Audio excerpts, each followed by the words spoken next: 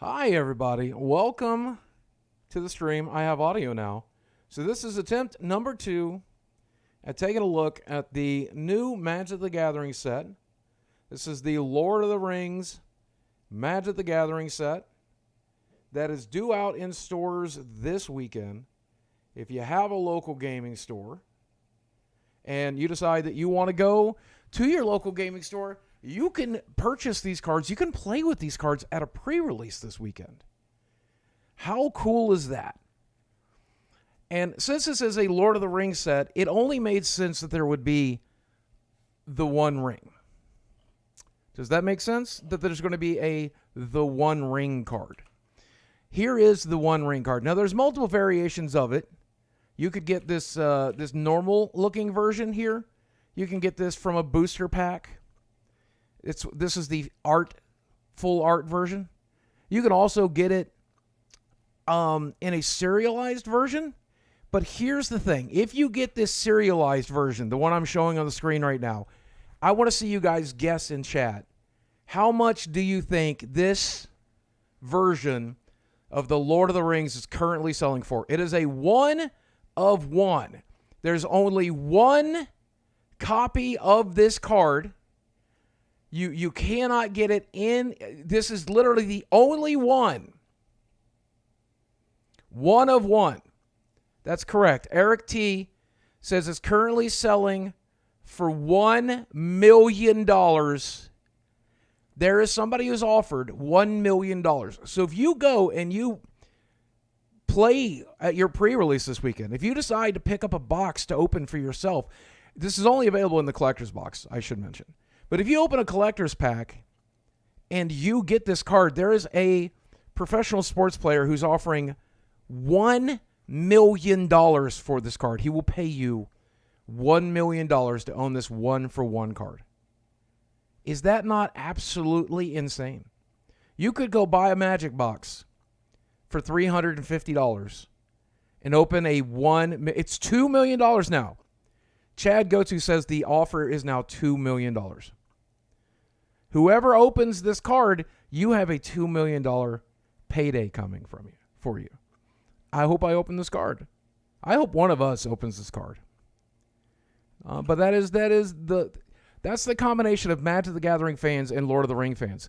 We're talking about, if you're a Lord of the Ring fan, you're already crazy. If you're a Magic the Gathering fan, you're already crazy. But if you're a fan of both, you're one of the nerdiest people alive. I don't know how you function as a person if you are both a Magic the Gathering and a Lord of the Rings fan. How do you achieve staying alive? I don't know. But what I wanted to do here today is, for those of you who are Lord of the Ring fans or Magic the Gathering fans, I wanted to take a look at the cards from this set, and I will talk about the individual cards, where I think it's useful, if it's useful. We'll talk about the flavor of the card and see whether or not this set lives up to a Magic the Gathering set. And we'll see whether or not this set lives up to a Lord of the Rings offering. Because there's some things they changed about Lord of the Rings in the movies. There's also things they changed for the card game. And we'll talk about those individual changes. But here we have our first card. This is Banish from Edoras. Where is Edoras? I don't know. I've never read the books. I've only seen the films. But this spell costs 2 less to cast if it targets a tapped creature, and you get to exile that creature. This is not an important card. This is fodder. This is what there's a way to play Magic, and you can go and play it this way this weekend at a local gaming store. Or you can download Magic Arena, and you can play it this way as well. Either sealed deck or limited. You need kind of janky cards for those sets. This card will not be making your main decks anytime soon. But does that pass or fail as a Lord of the Rings card? I don't know. You have to tell me in chat. Does it work as a Magic card? It's pretty low tier. It's pretty low tier. Next up, we have Errand Rider of Gondor. I know Gondor. We all know Gondor, right? This is a 3 casting cost 3/2, so it almost passes the vanilla test. It's pretty powerful in terms of creatures. When it enters the battlefield, draw a card. That's very good. Then if you don't control a legendary creature, put a card from your hand on the bottom of your library. That's not so good. I mean, it is a Lord of the Rings card. It does say Gondor on it, and we all know where Gondor is in Lord of the Rings, right? We all heard of Gondor. As a Magic card, it's pretty mid. It's not low tier, but it's pretty mid. Here we have Escape from Orthanc. I don't know what Orthanc is. Who or why are we escaping from Orthanc? I don't know. But for 1 white, target creature gets +1/+3 and gains flying until end of turn. Untap it. As we all know, you can ride giant falcons in the Lord of the Rings, so I think this is a pretty flavorful card.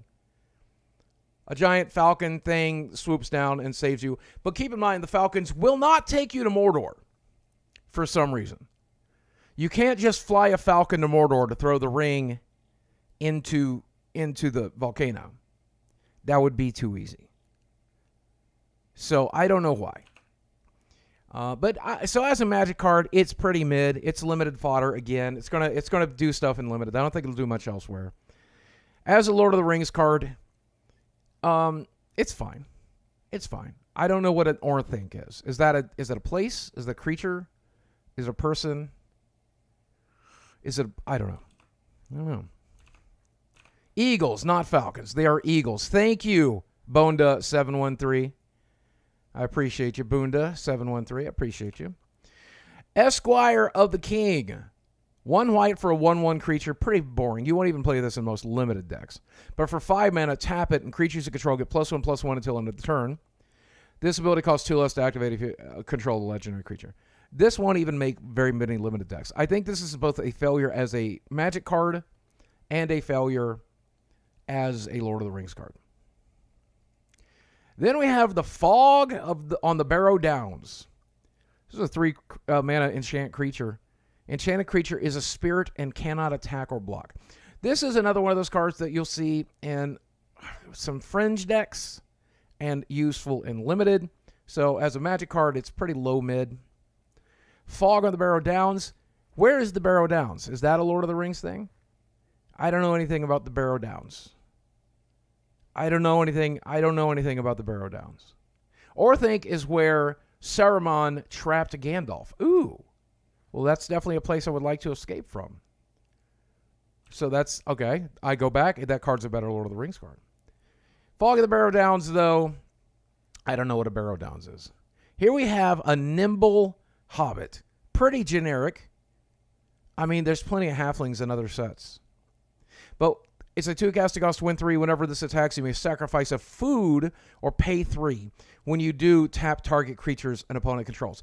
For those of you who've never played Magic the Gathering before, Magic the Gathering has very rarely used food tokens, which we'll see them referred to later. But they are little artifacts that you can sacrifice and gain 3 life. And as you would expect, hobbits like food. They like first breakfast and second breakfast and third breakfast and fifth breakfast and 70th breakfast and 900th breakfast. I would be a hobbit, but I look like I've eaten 800 hobbits because I'm fat. I would not make a very good hobbit, though I do have hairy feet. But I'll give it, it's pretty mid across the board. Now for wrath, now for ruin. It's probably a quote from the books. Put a +1/+1 counter on each creature you control. They gain vigilance until end of turn. The ring tempts you. So this is a really interesting mechanic. Hey, Boonda713. Welcome, my friend. Thank you for the joining the channel membership. I appreciate you. So now for wrath, now for ruin. The ring tempts you is a new mechanic for only this set. And basically, it's all good stuff. You would think if the ring was tempting you, bad things would happen. But actually, when the ring tempts you in this game, it's a good thing in Magic for some reason. I'm not sure why. The ring tempting you was bad in the books, and it was definitely bad in the films. But for Magic, I guess for balance reasons or something, they made it all positive. So now for wrath, now for ruin. Sounds pretty flavorful. 4 mana to put counters on everybody, vigilance, and the ring tempts you. Seems mid. Kind of mid again. Kind of mid. I promise you, for those of you watching, most of this set is pretty mid, but I do like Magic cards, and when we come to the cards that I like, we'll talk about it. I promise you, there are cards I like in this set quite a bit. Soldier of the Grey Host, 4 mana, 2/2, flash and flying. When it enters the battlefield, target creature gets +2/+0 until end of turn. This is pretty high end for limited. Flying is really powerful and limited. Flash means you can play it at any time. And it's going to pump one of your guys when it comes into play till end of turn. Pretty cool. I don't know who the Grey Hosts are. I presume that's some sort of ghosts in Lord of the Rings, though. Something like that. That quote was when King Theoden led the Ronin charge into the Battle of Gondor. Oh, that makes sense. Okay. Stalwarts of Osgiliath. Osgiliath. I bet Lord of the Rings fans are noping out of this right now if you're watching this. I don't know how to pronounce Osgiliath. Osgiliath? 5 casting cost 4/3. When it enters the battlefield, the ring tempts you. That's a decent body for limited. When you draw your second card each turn, put a counter on this. Oh, flavor text on this card. The enemy must pay dearly for the crossing of the river. Denethor. Seems pretty flavorful for a Lord of the Rings card. Specifically because I had to pronounce a word I have no clue how to pronounce. I have no clue how to say Osgiliath. But, you know what? It's pretty mid for limited for Magic. Here we have Bewitching Leechcraft. Ugh. He's putting leeches on his skin. Enchant creature. When Bewitching Leechcraft enters the battlefield, tap enchanted creature. Enchanted creature has, if this creature would untap during your untap step, remove +1/+1 counter on it from instead.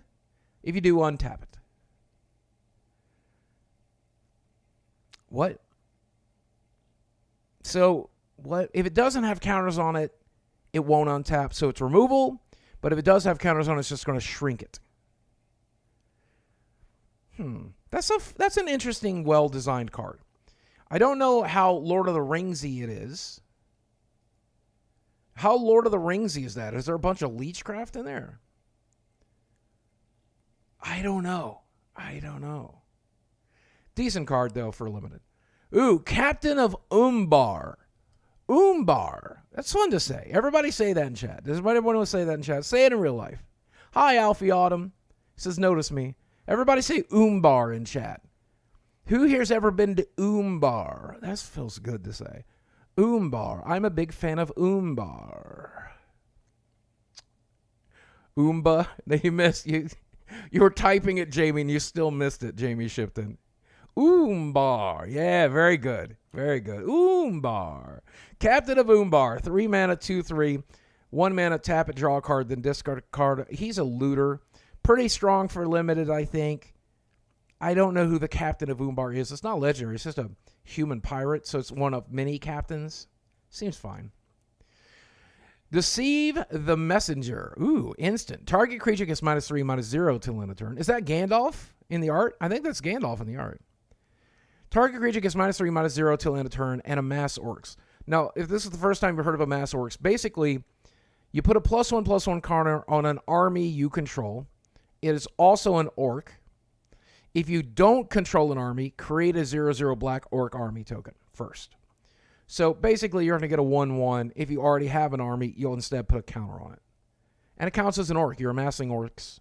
Just like they do in the books. And just like they do in the movies. Decent card. Dreadful as the Storm. Target creature has base power and toughness 5/5 until end of turn. The ring tempts you. So 3 mana to turn something into a 5/5 till end of turn. Buff a guy. Combat trick. Decent. Instant speed. That's fine. As a magic card. Not great. Pretty mid. But the ring tempts you. Flavorful. I like that. I think that's pretty flavorful. Seems like an interesting card. I'm interested. Glorious Gale is our next card. Do you ever know anybody named Gale? Does anybody get named Gale anymore? I'm an old man. So I definitely remember a time where people were called Gale. That's a weird name. Have you ever met anybody named Gale? If so, were they your grandparents? People in chat. Glorious Gale. Counter target creature spell for 2 mana. If it was a legendary spell, the ring tempts you. That's pretty solid. I mean, it's remove soul with upside. So I think I'm down for it. I met a Gail Joel, worked with her. Oh, yeah. Hi, Missy. Gail or Gale. Just wait until you get the flavor of Shadowfax. Ooh, interesting. Okay. We need to see some of the rares in the set because that's where the real flavor will be. Most commons and uncommons in Magic are generally pretty boring because they're useful for limited, so they don't put a lot of design in them for them. Grey Haven's Navigator. 3 mana for 3/2 flash. Play it anytime. When it enters the battlefield, you scry 1. That's an okay limited card. You can draft that. Play with it. Hethelian Knots. Hethelian Knots? Oh, is that Golem? Is that a Hobbit tie-in on Golem? Is that what's going on there? Hethelian Knots. Tap target creature, scry 1, draw a card. It's not a very good knot if they untie it at the beginning of the next turn. Is that like a story moment? If you will try to run away, you must be tied, but we don't wish to hurt you, said Sam. Oh, that's very flavorful. Okay, that's very flavorful.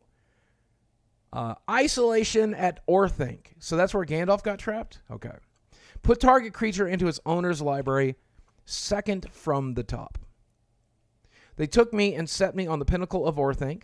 I stood alone on an island in the clouds. I had no chance of escape. My days were bitter and cold, says Gandalf. Sounds like you don't want to be isolated at Orthanc. Put target creature into its owner's library, second from the top. So that's a cool Magic mechanic because it gets rid of the creature for a little while, but it'll eventually come back out of the library, and they can play it again. I think that's a cool card. It's a little overcosted for 4 mana. Hey, Lonely Goomba, glad to see you in here, my friend. Thank you for coming in. I think it's an interesting card. Seems very flavorful. Not a great Magic card, though. But decent for limited. This is the Ithelian Kingfisher. It's a bird, 3 mana, 2/1 bird. With flying, birds fly. I don't know if you knew that. When it dies, draw a card. Beautiful art. Look at that. Look at that. Look at the detail on that art. Wow. That water's gorgeous. I love that card. Wow. Is that a beautiful card? Why would they do this if they have a Lord of the Rings CCG? Cross promotion, baby. That's why YouTubers collab all the time. Because Magic audiences will get into Lord of the Rings, and Lord of the Rings audiences will get into Magic. And everybody wins. Does that make sense? I bet there's a bunch of Lord of the Rings fans who've never thought about playing Magic until this set came out. You know what I'm saying? So, next up. Lorien Revealed.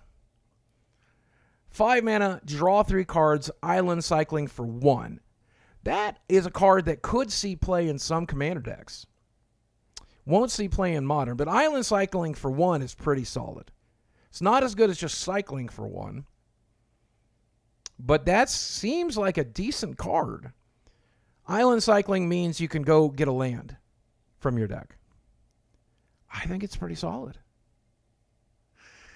Nimrodel Watcher, 2 cast cost 2/1. Whenever you scry, this gets +1/+0 till end of turn and can't be blocked this turn. This ability triggers only once per turn.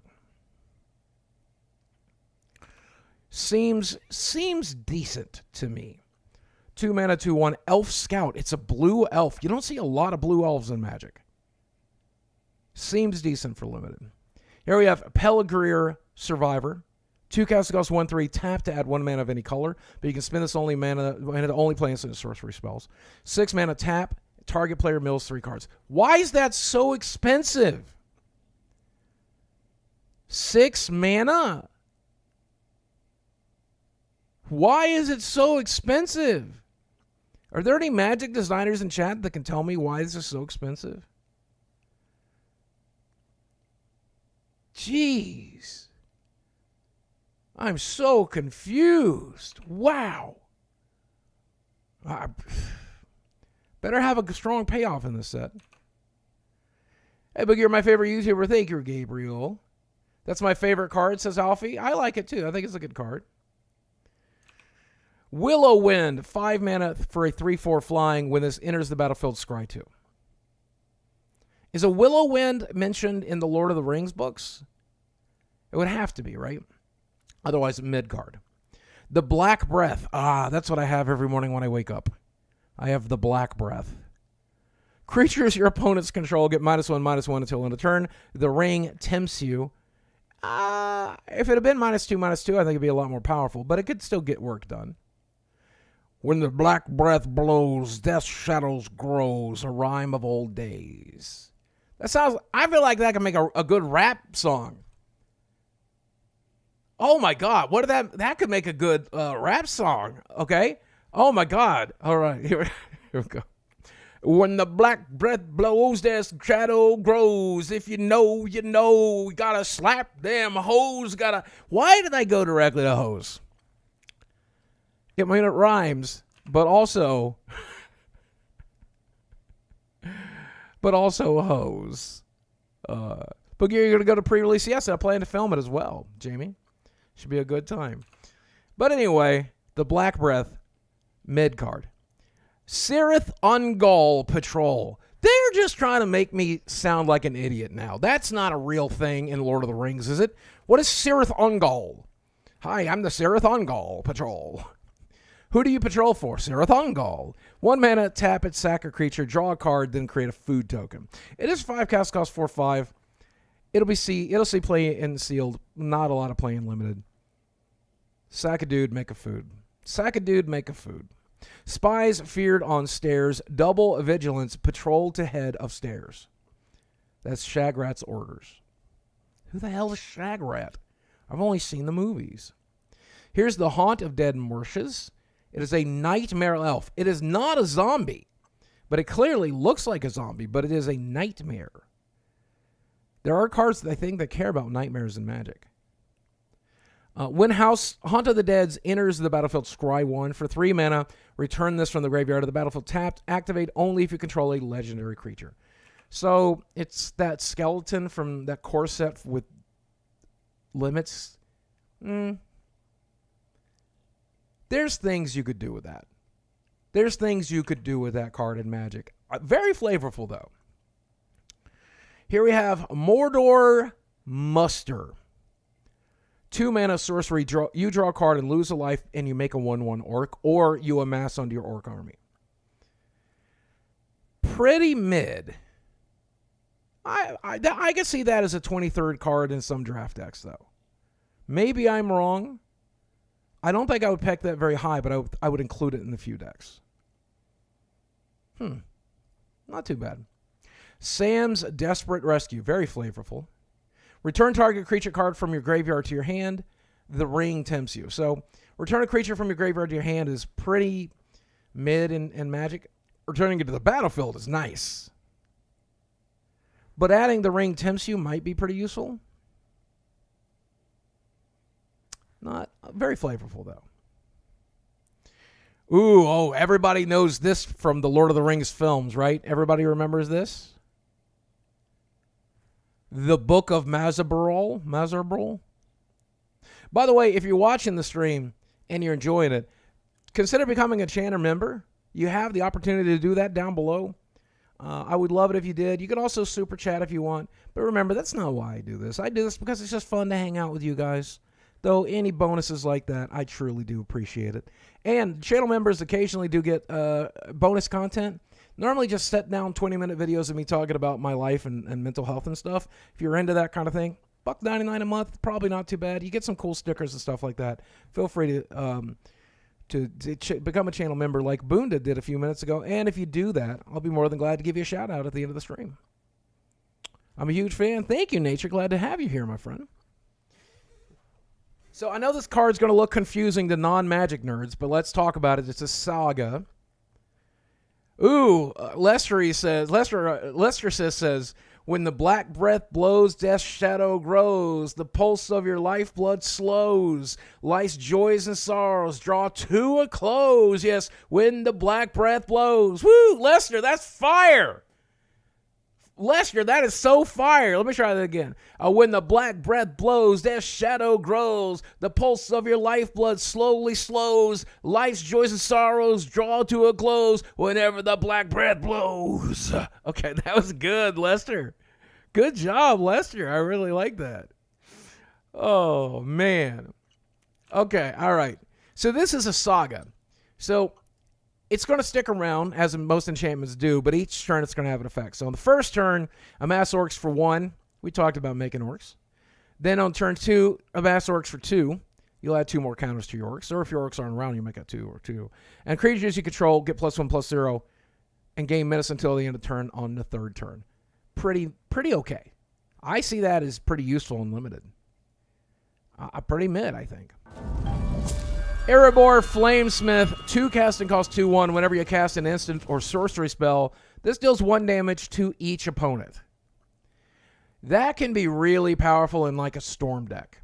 In fact, I think this might see play in historic storm decks in Magic Arena. I think it's neat. I think that's a nice card. I wish it was non-creature spell, but still pretty powerful. And it's a dwarf. And it's a dwarven female. Does she have a beard? Because Lord of the Rings, dwarven females have beards.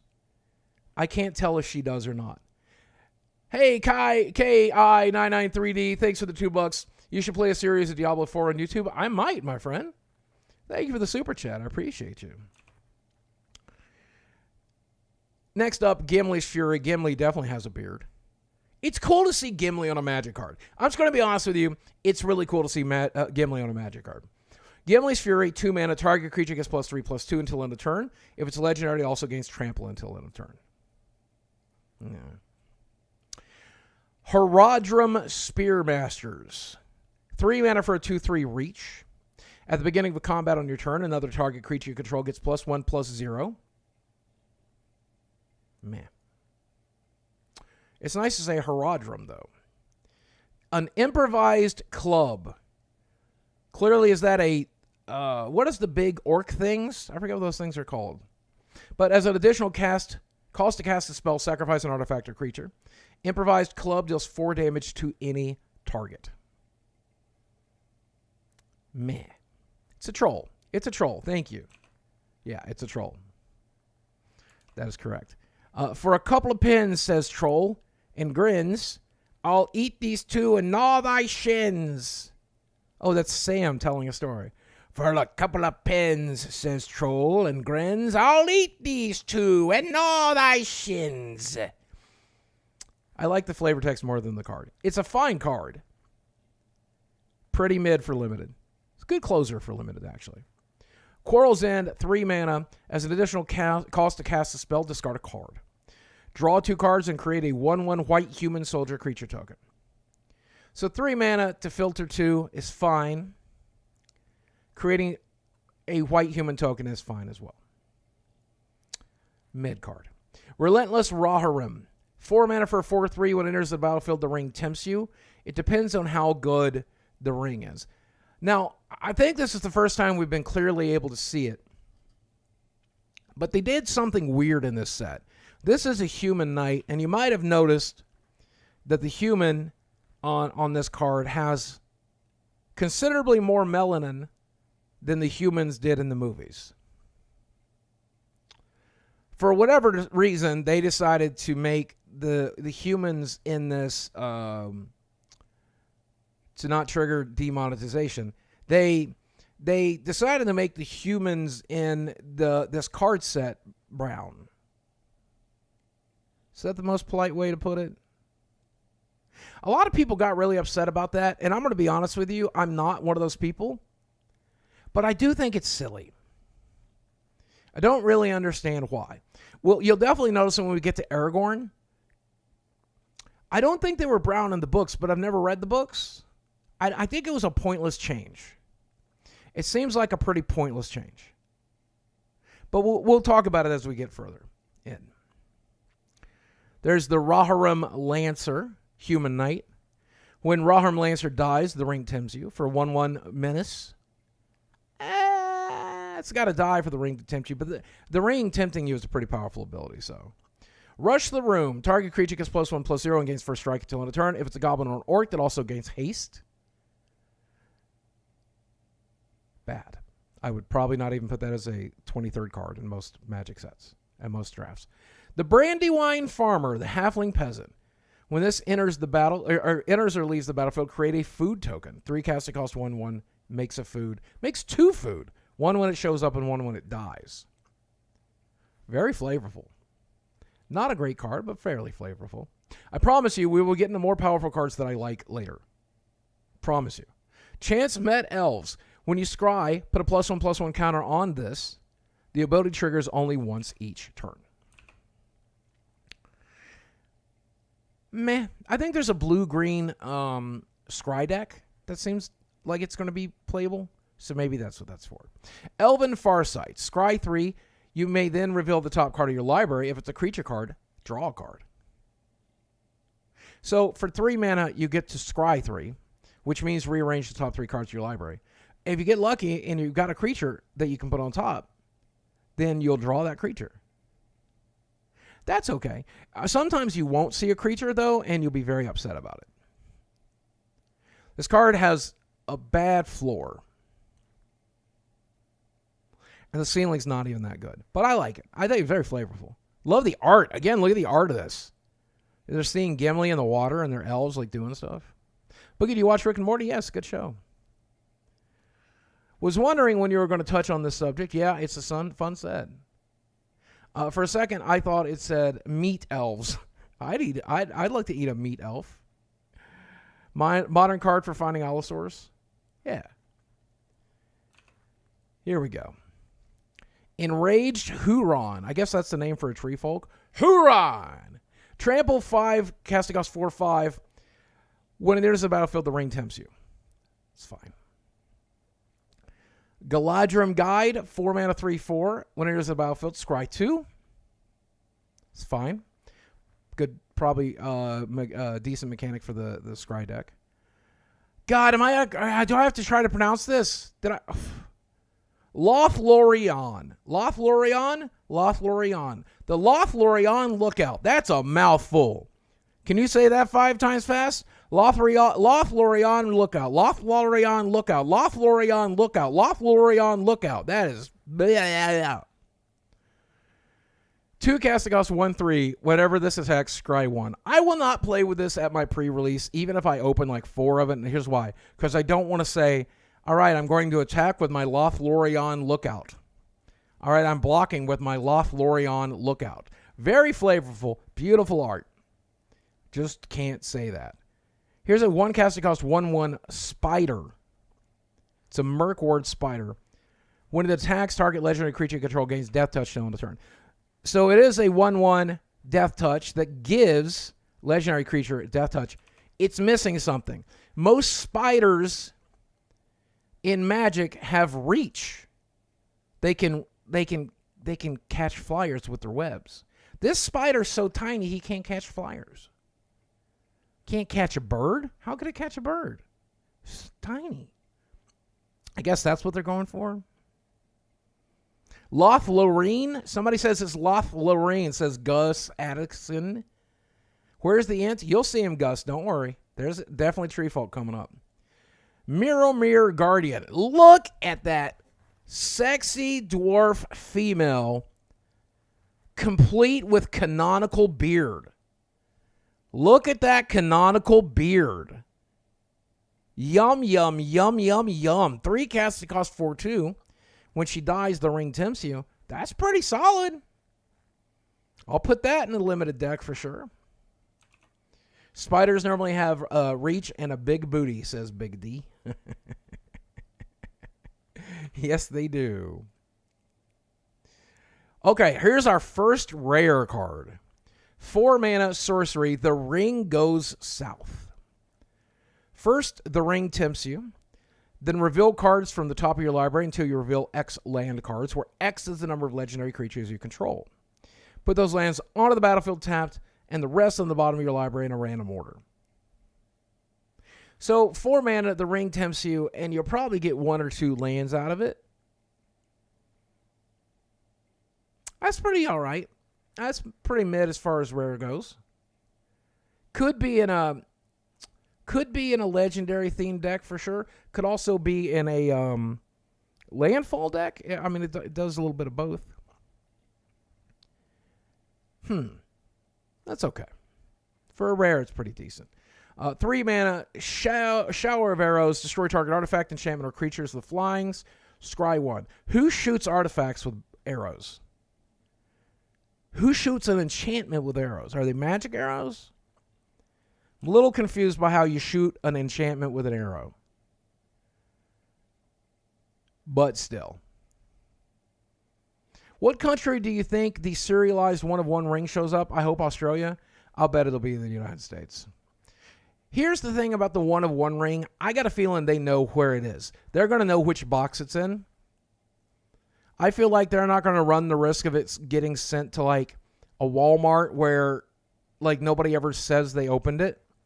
I feel like they're going to know who's going to get it somehow. Maybe Star City Games will open it in a mass box opening. I doubt it'll just go to any random normie. It could go to a content creator.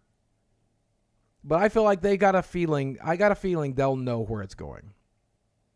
You know what I'm saying? Flying Monkey asks, how are you doing, mate? Doing pretty good. How are you doing today, Flying Monkey? I appreciate you. Here we have Inherited Envelope. Inherited Envelope. 3 mana, when Inherited Envelope enters the battlefield, the ring tempts you. Add 1 mana of any color. Huh, that's all right. 2 mana rocks are way more popular, but there's some 3 mana rocks that are popular, and this would be decent in a ring-themed deck. Add 1 mana of any color is always powerful, too. Somebody says, I hope Post Malone pulls it. I love Post Malone. If you guys don't know this, Post Malone is the most famous Magic the Gathering player in the world. In fact, Post Malone follows me still on Twitter to this day, and I think because I play Magic is why. That said, I've never got to talk to Post, really, except in Twitter chat briefly. And I'm a huge fan, and I like his music. However, Post Malone has bought an $800,000 Magic card before. So there's a very real chance whoever opens the Lord of the Rings One Ring, Post will just buy it off of them. I don't really understand. I don't think Post should be lucky enough to open it. Post is lucky enough in life as it is. I'm a huge Post Malone fan, but he can afford to buy it off of somebody else who opens it. So let somebody else open it and let Post buy it if he wants it. That's my opinion. But it would be kind of cool if Post Malone did open it, but people would raise hell. People would raise hell. Am I wrong? Riot says Pawn Stars would buy it for $2. You're correct. They would. The Shire Scarecrow. 2 casting cost is 0/3. Defender. Add 1 mana of any color. Activate only once each turn. What? Where's the rest of the cards? What? Where's the rest of the set? Do I have to? Oh, gosh. Ah, jeez. This was just the latest batch, I guess. I guess it kind of jumped us around a little bit. Here, I'll click on cards that I know I like, and we'll talk about them.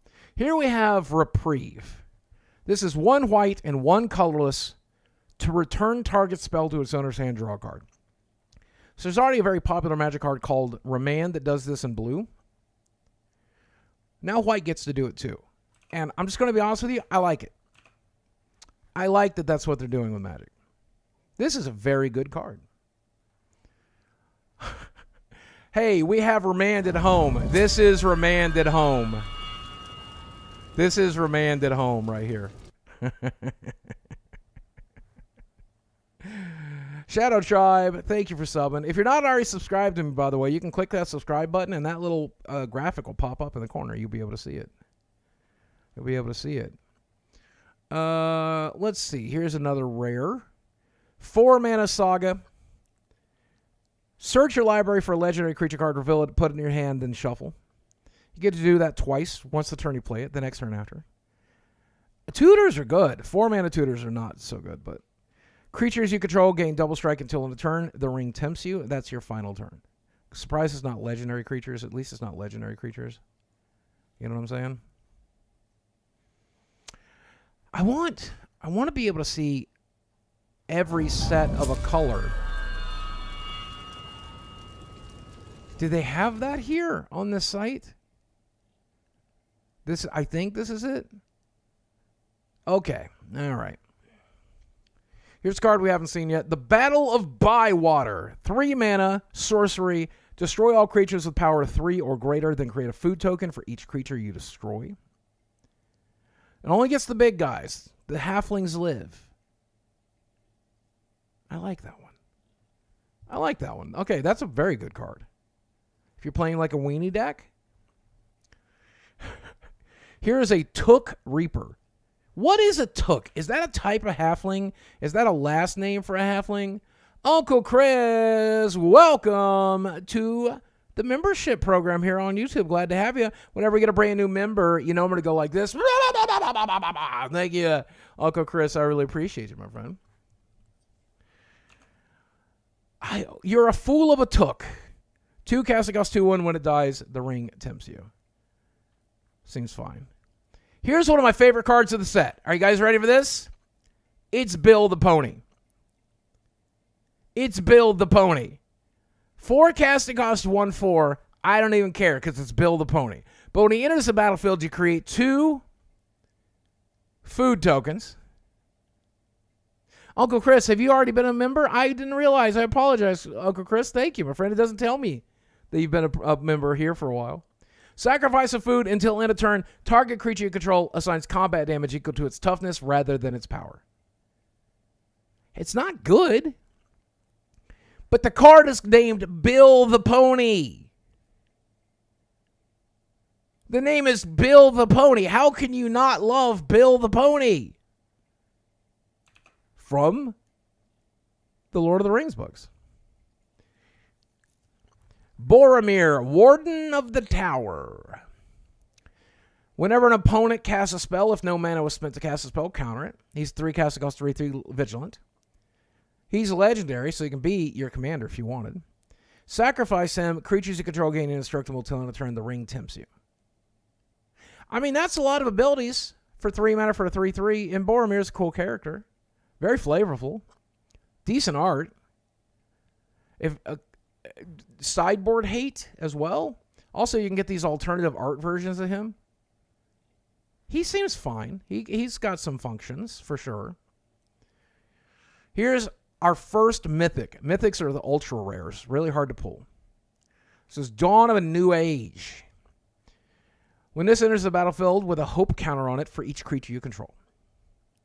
At the beginning of your end step, remove a hope counter from it. If you do, draw a card. Then, if Dawn of the New Age has no hope counters on it, sacrifice it, draw a card. 2 mana.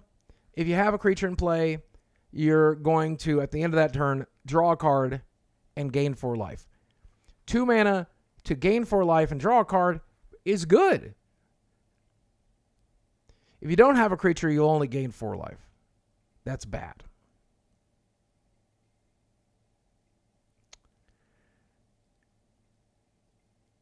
Oh. Yeah, that's a weird functioning card. I like the concept. I like the concept of it.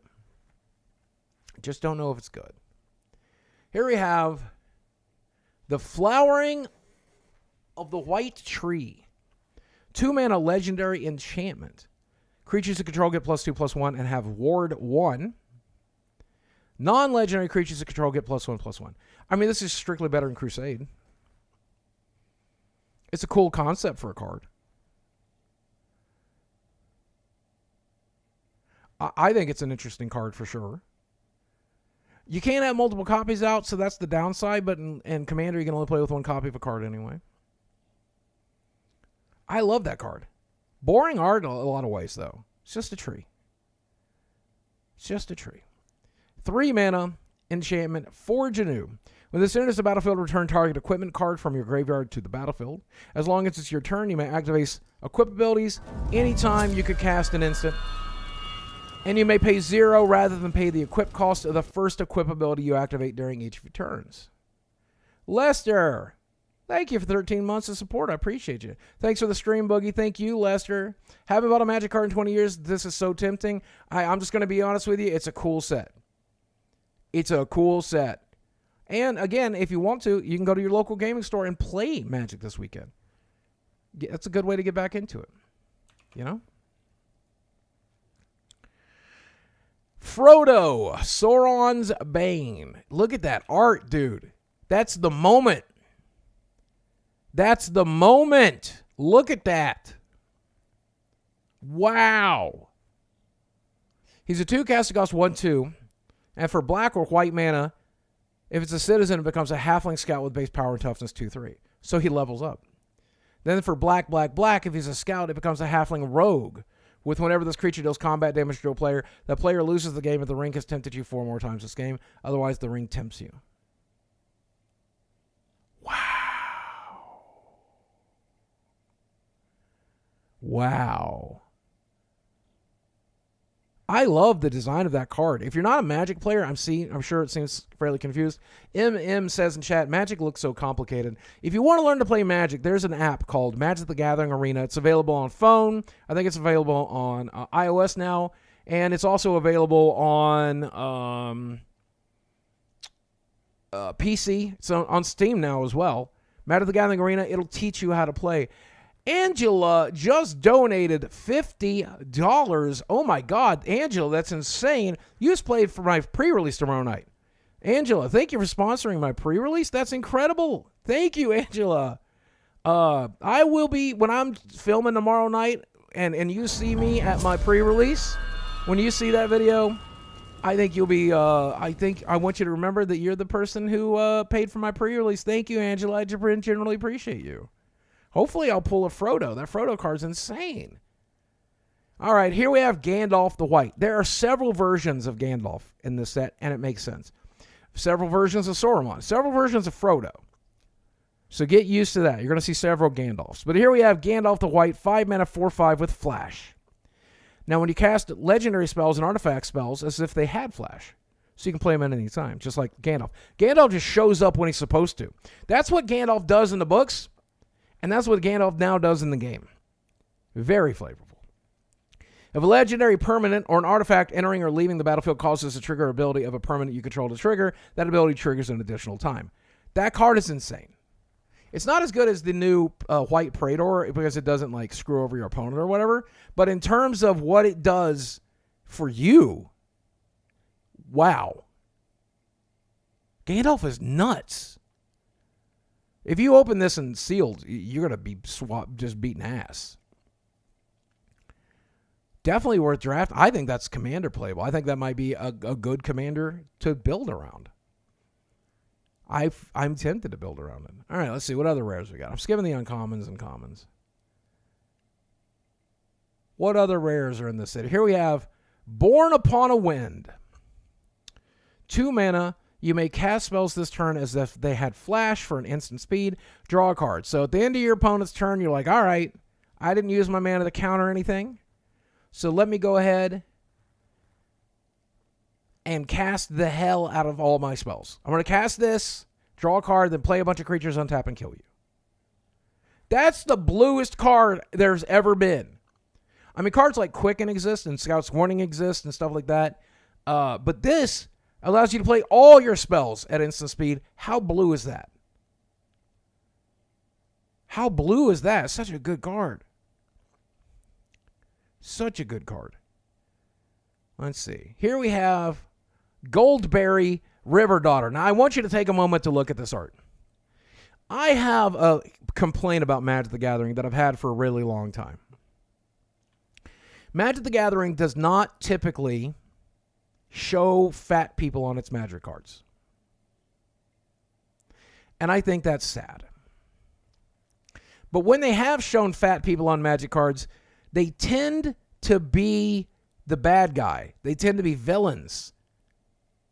If you go back and look at Fallen Empires, or you go back and look at the Enchantment set, so many of the fat characters have been villains if they're ever going to be on a card.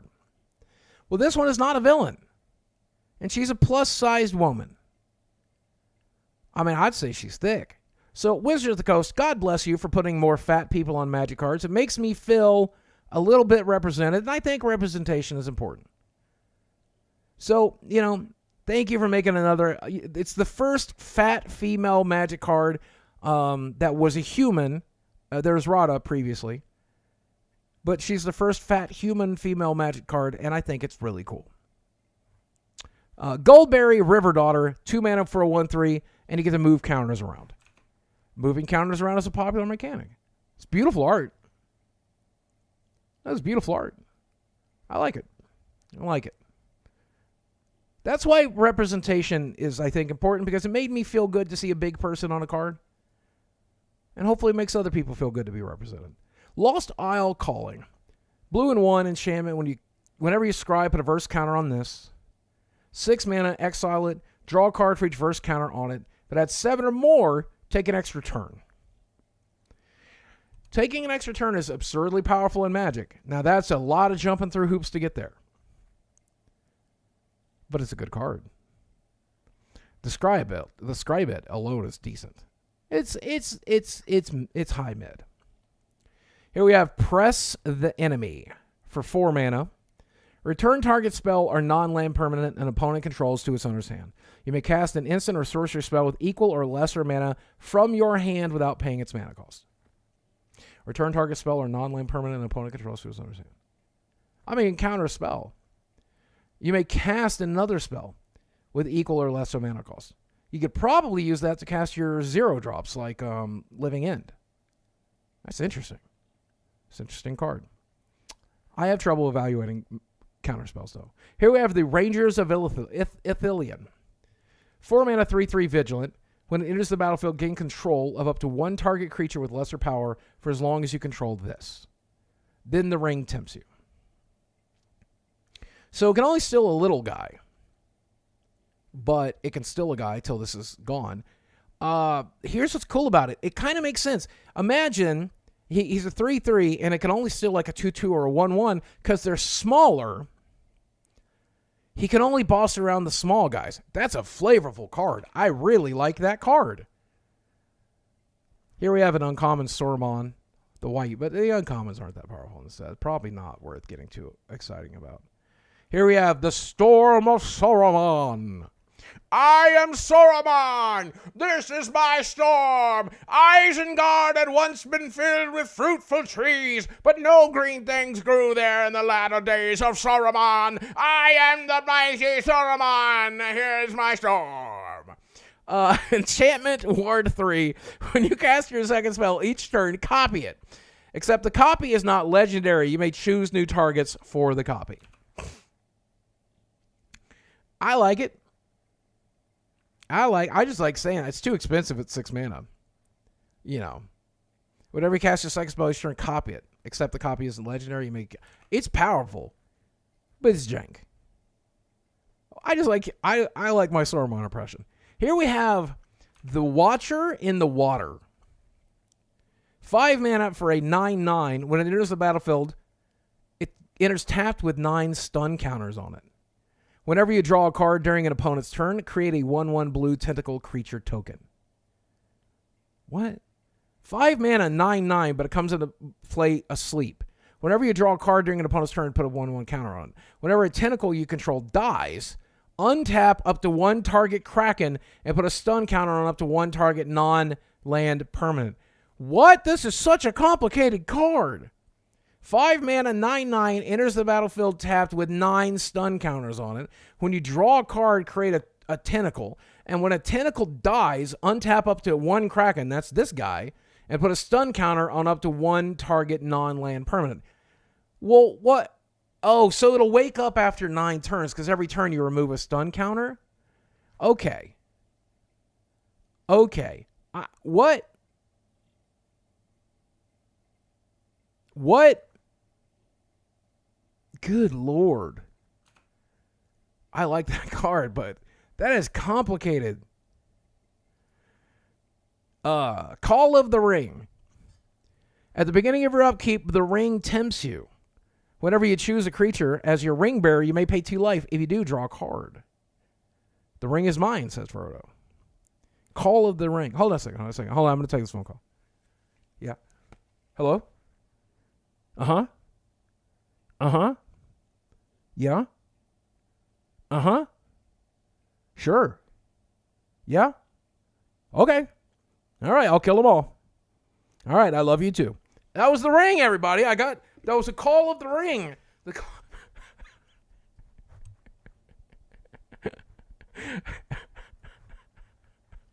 The ring called me, guys.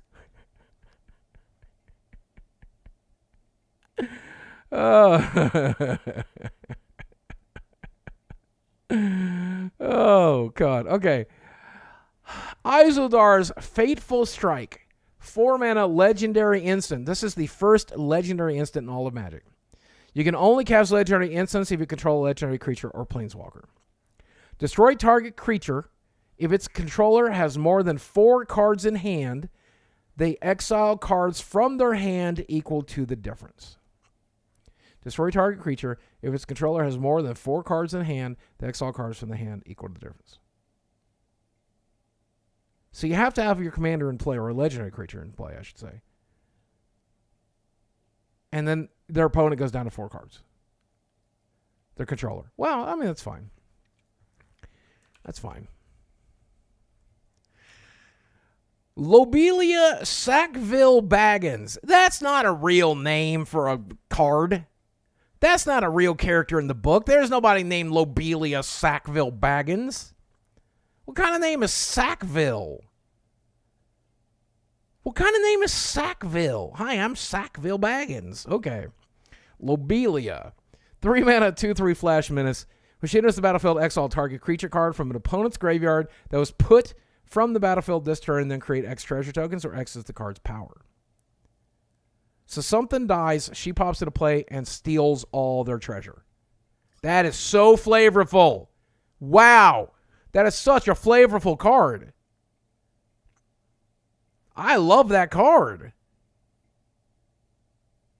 The Sackville Baggins are definitely mentioned. Oh, they are? I've never heard of them. I didn't pay it that close attention. I need to watch the movies tonight. That's what I'm going to do. I'm going to watch the films. One ring to rule the ball. On turn 1, the ring tempts you. Then each player mills cards equal to your ring bearer's power. Turn 2, destroy all non-legendary creatures. Turn 3, each opponent loses 1 life for each creature card in that player's graveyard. Each opponent loses 1 life for each card in that creature's player's graveyard. That's pretty strong. That's pretty fitting of the one ring that rules them all. Here's one of the most powerful cards of the set. And if you are not a Magic player, tell me how powerful you think this is when I read it to you. But I will tell you it's pretty powerful. On a scale from 1 to 10, 10 being a Black Lotus, where's this card? Okay? 2 mana, 1/1 flash. When it enters the battlefield, or whenever an opponent draws a card, except the first one, they're drawing each of the draw steps. This deals 1 damage to any target, then you amass Orcs 1. Hi, Varias. How are you? The one and only Boogie, the one and only Varias. How are you? Hi, Boogie, I'm a fan. Welcome, The Lost Blade.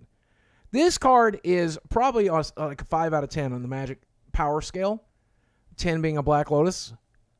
1 being blank cardboard. But it is it's going to be pretty popular in a format with a bunch of wheels.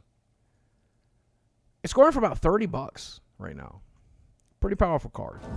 Here we have... Hey, Fall Crow, thanks for the $10 super chat. It says, sup, Boogie? Hope your day is going rad. It was cool seeing you at Retropalooza Houston last April. It was cool playing the Eye of the Tiger for you on guitar. That was you, my friend. Fall Crow. I'm so glad we caught that for the vlog. Thank you. It was such a pleasure meeting you. You were so fun to hang out with, Fall Crow.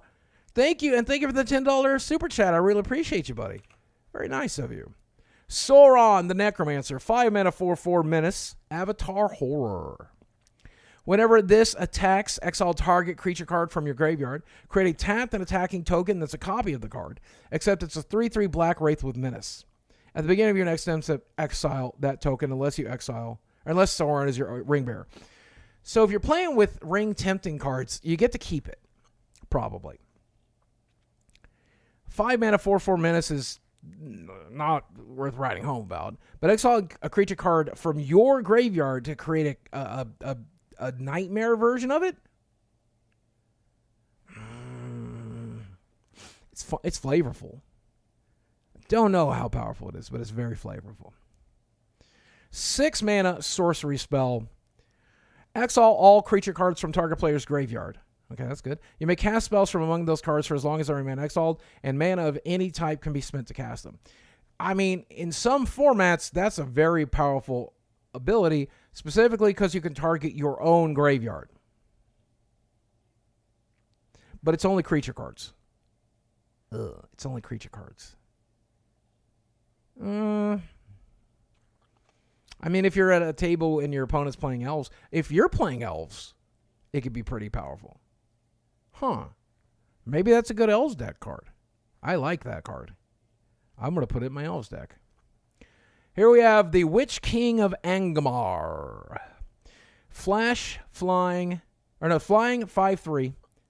Whenever one or more creatures deal combat damage to you, each opponent sacrifices a creature that dealt combat damage to you this turn. The ring tempts you. So you only get to kill one thing. If they attack with a bunch of things, you only get to kill one of them, and they get to pick. So it's not very good. But discard a card, Witch King of Angmar, gains indestructible until end of turn. Tap it. That's pretty powerful. Some of the more powerful decks are combo decks. Pithing Needles needs a good 4 of. Yeah, Pithing Needles is a great sideboard card. I play Elf Ball for Commander. It's a good deck. I have it built. Yeah. I like it quite a bit. Witch King of Angmar is fine. I don't think it's going to break any formats. Here we go. I think this card's interesting. Display of Power.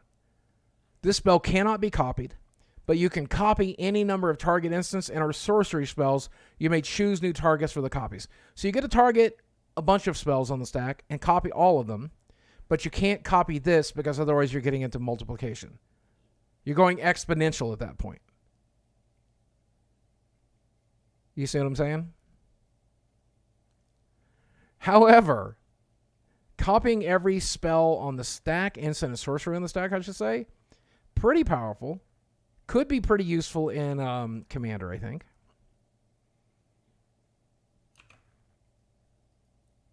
I mean, as far as Fork goes, it's much better than the original Fork, right?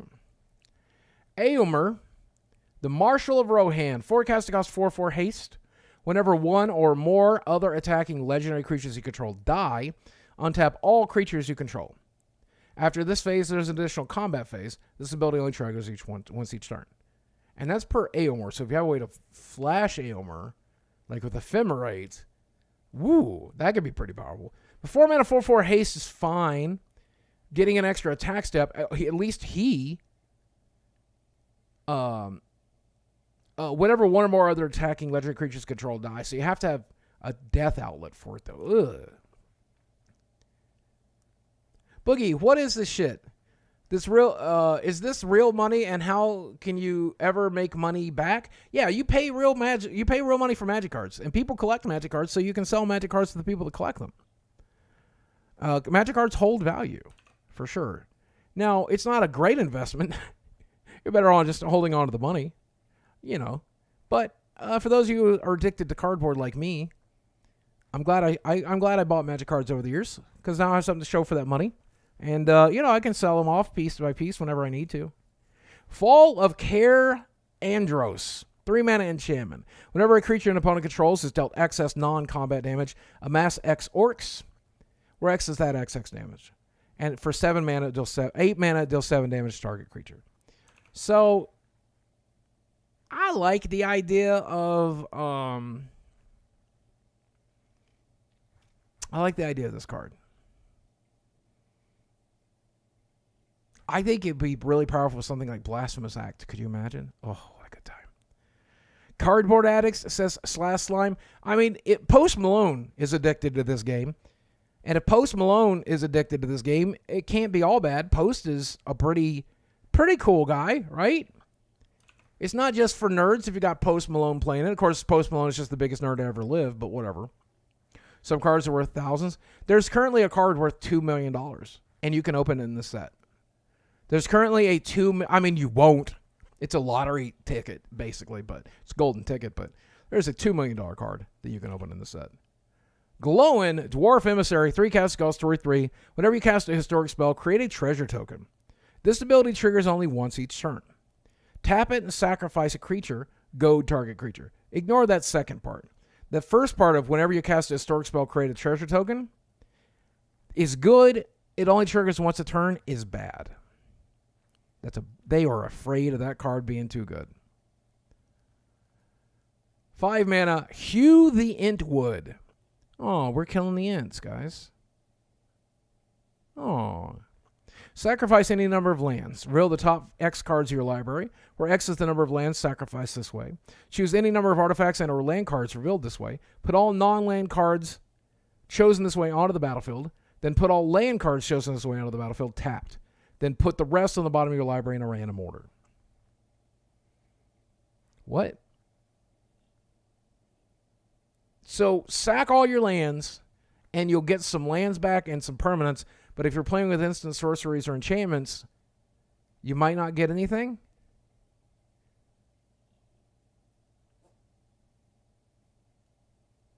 No, you can't get creatures. It's artifact or land. Ugh. That card is bad. Seems fun, but bad. You know. Umbral Strife, thank you for the $5 super chat. Says, love your videos, man, especially the Francis videos. Umbral, thank you, my friend. I like making them. I hope you enjoyed the sketches I've made over the last week, too. I've really enjoyed making them. I appreciate you, my friend. Thank you for the $5. You're very kind of you. When this enters the battlefield, it deals X damage to each creature, and it costs red, and X. Whenever one or more creatures your opponents control dies, you get a treasure token, but only once per turn.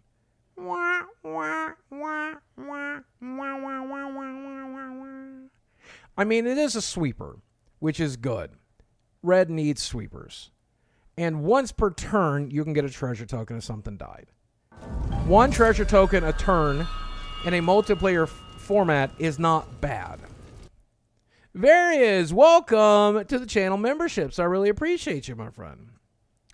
Isaac says, Boogie, is this Magic the Gathering mixed with Lord of the Rings? Yes, this is the brand new official Lord of the Rings set. You can play it on Magic the Gathering Arena starting this weekend. No, next weekend. But you can go play it physically at a local gaming store this weekend. And how cool is that? All right, here's one of the coolest cards in the set. Did Smog get a card? Kind of. This is There and Back Again. It's a saga. On the first turn, when you play it, up to 1 target creature can't block for as long as you control this. Then the ring tempts you. For 2, you can search your library for a mountain card, put it onto the battlefield, and then shuffle. And at 3, you create Smog, a legendary 6/6 dragon, with flying, haste, and when this creature dies, create 14 treasure tokens. What? 14 treasure tokens. 14 treasure tokens. 14 treasure tokens. Good Lord. Ares says, this is Wizards of the Coast trying desperately to make money and generate buzz for their dying game. This game is more popular than it's ever been. We got flagship people out there like Post Malone promoting this game. Is 14 treasure tokens good? This is an insane card. It is not going for a lot, and it's not that powerful. But if you make it to Chapter 3 and you make 14 tokens, good God. Good Lord gravy. I can't. It's so weird. What? Various? What? Oh. Various just gifted 50 channel memberships. I didn't even know that was possible. Various, my God, what? Thank you, Various. That's a small fortune, Various. Even at $2 a membership, I don't know which membership tier that was, but even at $2 a membership, that's like $100, man. Thank you. Everybody, if you get one of those memberships, please say thank you. My goodness, that is so kind of you, so generous of you. welcome to all 50 of you to the channel membership program. Enjoy your cool new emotes. Enjoy the members-only videos. That's so awesome of you, Various. Wow. There's the smog token. There's the smog token.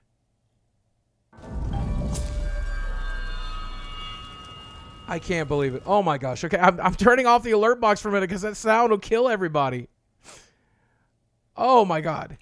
Be sure that Wizards of the Coast doesn't send the Pinkertons for going over this spoiler. Yeah. That's the dumbest thing a company's ever done. Here's one of the coolest cards of the set. Bradley Donley donated $5 to say, Boogie, I'm a big fan of your videos. I just want to say I respect you for going to the boxing ring. Where's my goddamn Mountain Dew? Did you drink it? Bradley, did you drink it? I will drink your Mountain Dew, you son of a bitch. Thank you for the $5. I will use it to buy Mountain Dew. I promise you. Delighted Halfling, 1 green for a 1/2, taps for colors. That alone is good. That's all it did. It was good. But it can also tap to add 1 mana of any color. Spend this mana to cast a legendary spell, and the spell can't be countered. This should go in every green deck that you ever plan to play your commander ever. It's a hell of a mana dork. That's incredible. What an incredible card. Thank you for making such an awesome Mountain Dew song over a decade ago. Well, I got to give credit to the Gregory brothers, but thank you. They did a great job of that. I'm glad you enjoy it, my friend. Boogie and Magic content, my favorite type of content. Thank you. Also, you can get this other Delighted Halfling. Which, again, did they race swap the halflings, or is this a happy halfling? Is that I don't know. It's weird. We'll talk about the race stuff at the end of this. I know people want me to talk about it, and I promise you I will. Elven Chorus, 4 mana enchantment. Look at the top card of your library at any time. Cast creature spells from the top of your library. And creatures of control tap for a mana of any color. So ignore those first 2 abilities. 4 mana, creatures of control tap to add 1 mana of any colors. Cryptolith, right? And that's a very popular card. Add on to the fact that you can look at the top card of your library and create creatures from it. Now you're cooking with gas, boys. That's a powerful card. That's a flavorful card, too. People are wondering about tree folks. Here's some tree folks for sure. Here's a named tree folk. Here's Fangorn, the Tree Shepherd. 7 casting cost, 4/10. Tree folks you control have vigilance. Whenever 1 or more tree folk you control attack, add twice that much green. You don't lose unspent green mana as steps and phases end. I know that doesn't make a lot of sense to non-Magic players, but when I tell you that card is powerful, that card is powerful. And look at the art. Look at that alternative art borderless card. Good Lord. That's a gorgeous card. Now, they're not called Int. They're called Tree Folk because Magic doesn't have Ints. Magic has Tree Folk. So they wanted them to make them Tree Folk because Ints are basically Tree Folk. And I'm glad they did because there's Tree Folk synergies in the game. Here we go. Last March of the Ints. 8 mana. This spell cannot be countered. Draw cards equal to the greatest toughness among creatures you control. Then put any number of creature cards from your hand onto the battlefield. Okay, so 8 mana is a lot of mana, but drawing a bunch of cards. Well, we just saw Fangorn, and Fangorn had a 10. Drawing 10 cards for 8 mana is pretty good in any game, especially Magic. And getting to play another big dude for free is really powerful. That card's very powerful. It costs a little much, but it can't be counterspelled as well. If it was an instant, it would be off the hook. Sorcery is still pretty good. I like it. Here's one of the cards we're all going to know from the movies. It's Legolas. Who doesn't love Legolas? He's a 3 mana 1/4 with reach, so you can shoot things out of the air with that reach. Whenever you cast a spell that targets this, put a +1/+1 counter on this. Whenever you cast a spell that targets a creature you don't control, this deals damage equal to its power to target creature. That's pretty good. Use removal on their stuff and then Legolas shoots something else. I think it's a pretty powerful card. Oh, Umbral Stry says, I took your Mountain Dew, Francis, but here's $5 more to replace it. Oh, thank you, my friend. You son of a bitch, give it back. I'll be there when you pee. Also, look at these alternative Legolas versions you can get. Those are cool alternative Legolas versions. I'm a big fan. I'm a big fan of that art. Legolas is a good card. He's neat. He's not going to break the game, but... All right, who here knows Radagast? Y'all know Radagast? That's a fun word to say. Everybody say it in chat. Everybody say Radagast. I want to hear you say Radagast in chat. Say it in real life, too. It's fun to say words. Radagast. There's a lot of fun words out there. Bouffant. Bulbous. Golashes. Onomatopoeia. Crimshaw. Radagast. Great names. Anyway, Radagast, 4 mana, 2/5. When this or another non-token creature enters the battlefield under your control, look at the top X cards of your library, where X is that creature's mana value. You may reveal a creature card that doesn't share a creature type with a creature you control from among those cards and put it in your hand. Put the rest on the bottom of your library in the order. So he likes creatures, and he wants you to have a variety of creatures. He's a neat card. Is he good? I don't know. But he's fun. Look at the top X card of your library. X is that creature's mana value. You may reveal creature cards that doesn't share a creature type. Bung and put in your hand. Putting in your hand, if it was play, it would be insane. It would be broken, actually. We looked at the ring go south. All right, here's what everybody wants me to talk about. Aragorn, company leader. Everybody knows Aragorn, right? Everybody knows Aragorn. When the ring tempts you, if you choose a creature other than this as your ring bearer, put your choice of a counter from amongst First Strike, Vigilance, Death Touch, or Lifelink on Aragorn. So if he's helping the ring bearer, he gets a bonus. When you put one or more counters on Aragorn, put one of each of those kinds of counters on up to another target creature. He also gives those benefits to his friends. Now, you might notice there's something a little different about this Aragorn. For whatever reason, they made Aragorn in this card game black. Even though Aragorn in the films is white, and nobody's sure, as far as I know, what colors they were in the books. So they could have been black in the books, but I don't think he says their skin color. It doesn't say they're white or black in the books. They could have been any color. But here is black. Now, can I talk about how I feel about this? I don't understand it at all. Look, if you want to put black people on Magic cards, put black people on Magic cards. We already have Teferi. Teferi's awesome. We have all of the characters from the Mirage set. We have all the characters from the newly phased-in plane. If you want to put black characters on Magic cards, that's awesome. I don't understand the point of making Aragorn black. A character that we all already have an idea of what he looks like in our head. Why make him black? It's just going to cause cognitive dissonance. And that's the problem. I don't think you're helping anybody when you create that kind of cognitive dissonance. Do you understand? I don't think you're helping anybody when you take a much beloved and known character and change their race. Why? I don't like it when they turn a black character white. If you turn the Prowler from Spider-Man, if you turn Miles Morales white, I wouldn't like that at all. So why would I like it if you turn Aragorn black? Who are you helping? Who are you benefiting? And I think if you're not helping anybody, if you're not benefiting anybody, don't do it. Because I do think you can cause harm by creating cognitive dissonance. And why do that? Why do that? I might just be an idiot. But that's how I feel about it. I don't understand it. I don't have a problem with black Magic cards. I don't have a problem with black characters on Magic cards. I don't have a problem. I have a problem with race swapping, though. I wouldn't want a white Miles Morales. Right?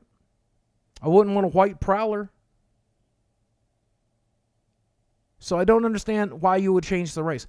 But make as many black characters on Magic cards as you want. Just don't understand the point of changing the race of a well-known character. Right? I just don't understand. I don't understand the game. Maybe there is a game, and I'm just not smart enough to get it. Here's another Aragorn. Aragorn the Uniter. 4 mana, 5/5. Whenever you cast a white spell, create a 1/1 human. Whenever you cast a blue spell, scry 2. Whenever you cast a red spell, he deals 3 damage to target opponent. And whenever you cast a green spell, target creature gets +4/+4 till end of turn. Now, if you cast a spell that's 2 colors, you'll get to do 2 of those effects. 3 colors, 3 of those effects. 4 colors, 4 of those effects. 5 colors, you still only get 4 of those effects. But you know what I'm saying. He rewards you for playing multiple colors of cards. And I think that's kind of cool. I like that card a lot. Also, there's alternative arts for you to get. And they're very cool as well. If you open that in limited, though, I'd be mad because it'd be really hard to play. Here we have Arwen, the Mortal Queen. An Elf Noble, 3 mana, 2/2. When it enters the battlefield with an indestructible counter on it. But you can remove that indestructible counter, and another target creature gains indestructible till end of the turn. Put a +1/+1 counter and a lifelink counter on that creature, and a +1/+1 counter and lifelink counter on this. So if she decides not to be indestructible anymore, think about how flavorful this is. She gives up her indestructibility, her immortality, to become mortal. But her and the person she does it for gets +1/+1 and lifelink. That is such a flavorful card. The flavor of that is better than hot Cheetos and a Mountain Dew. I've never tasted. It tastes so good in my mouth. My God. That's a perfect card. It's pretty powerful, too. I mean, it does all kinds of great stuff. I like that card. Here we have the Balrog, Durin's Bane. 7 casting cost, 7/5, black and red. The spell costs 1 less to cast for each permanent sacrifice this turn. He has haste. 7 mana, 7/5 haste is going to kill people outright sometimes. He's legendary. He can't be blocked except by legendary creatures, so he's also pretty damn hard to block. But when the Balrog dies, destroy target artifact or creature an opponent controls. Destroy target artifact or creature an opponent controls. I mean, it's all upside. He's pretty cool. I like him. Here we have Bilbo, the retired burglar. 3 mana, 1/3. When he enters the battlefield or leaves the battlefield, the ring tempts you. When Bilbo deals combat damage to a player, create a treasure token. He steals treasure from somebody. That's such a good Bilbo. Oh, so good. Everybody's favorite character from the books. Not in the movies, I don't believe. Butterbur, the Bree innkeeper. Who doesn't remember Butterbur? Do you guys love Butterbur? At the beginning of your end step, if you don't control a food, create a food. He's a 4 mana 3/3. He's the innkeeper from Bree. He's Butterbur. Say that. That's a fun one to say. Butterbur. Let me see it in chat. I want to know that you're saying it. Butterbur. Butterbur from Bree. I'm Butterbur. Bree. I'm Butterbur. Bree. I'm from Bree. My name's Butterbur. Then we got Denethor, the ruling steward. Everybody remembers Denethor from the films, actually. At the beginning of your end step, if a creature died under your control this turn, create a 1/1 white human. 2 mana, sacrifice a creature. Each opponent loses 1 life and you gain 1 life. I wish that included drawing a card. The alternative art, very cool. I really like that. I like that frame a lot. Doors of Durin. Hey, everybody, I'm Butterbur. Come over to my house. My name is Butterbur. Come on over. My name is Butterbur. The Doors of Durin. Whenever you attack, scry 2. Then you may reveal the top card of your library. If it's a creature card, put it onto the battlefield tapped and attack it. Until your next turn, against trample if you control a dwarf, and hexproof if you control an elf. So, pretty flavorful. I feel you only get to attack. It only triggers once. Not whenever you attack with a creature, but whenever you attack, period, scry 2. Reveal the top card of your library. If If it's a creature card, put it on the battlefield, tap to attack it. It's neat. Sometimes it's going to create some crazy plays, though. We got Elrond, the Master of Healing. Whenever you scry, put a +1/+1 counter on each of up to X target creatures, where X is the number of cards looked at while scrying this way. Whenever a creature you control with a +1/+1 counter on it becomes the target or a spell of ability you control, you may draw a card. So when you scry, you put counters on stuff. That's a cool thing for Elrond to be doing.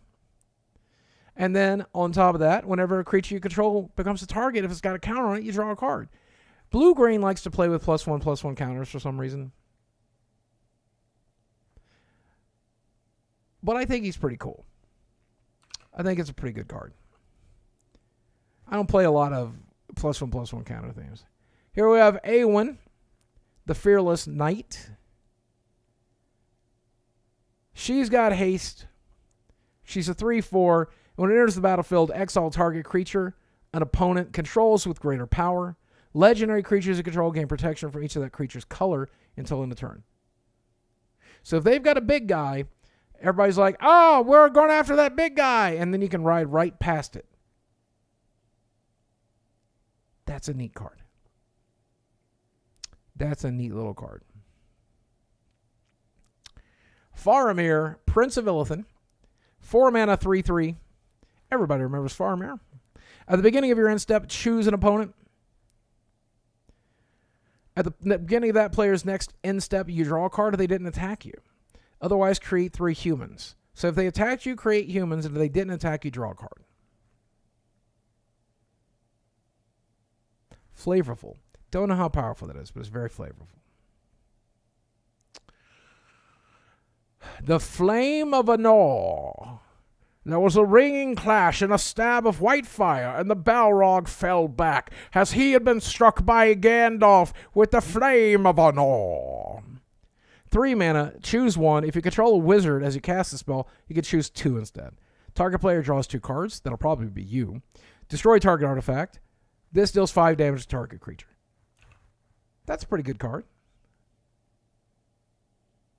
Boogie would be a nice white-red card. I think I might be. I often see myself as black and white, though, because I'm both evil and good, you know? Hey, Boogie, I have a question. Do you think is the most psychotic villain Green Goblin or the Joker? This is Lord of the Rings. Probably the Joker, but I think we're talking about Lord of the Rings today. That's a weird question to think of in the middle of Lord of the Rings. Here we've got Frodo Baggins, the green-white version of Frodo. We saw the black-white version earlier. When this enters, or another legendary creature enters the battlefield under your control, the ring tempts you. As long as Frodo's your ring bearer, it must be blocked if able. And look at these alternative versions of Frodo you can get.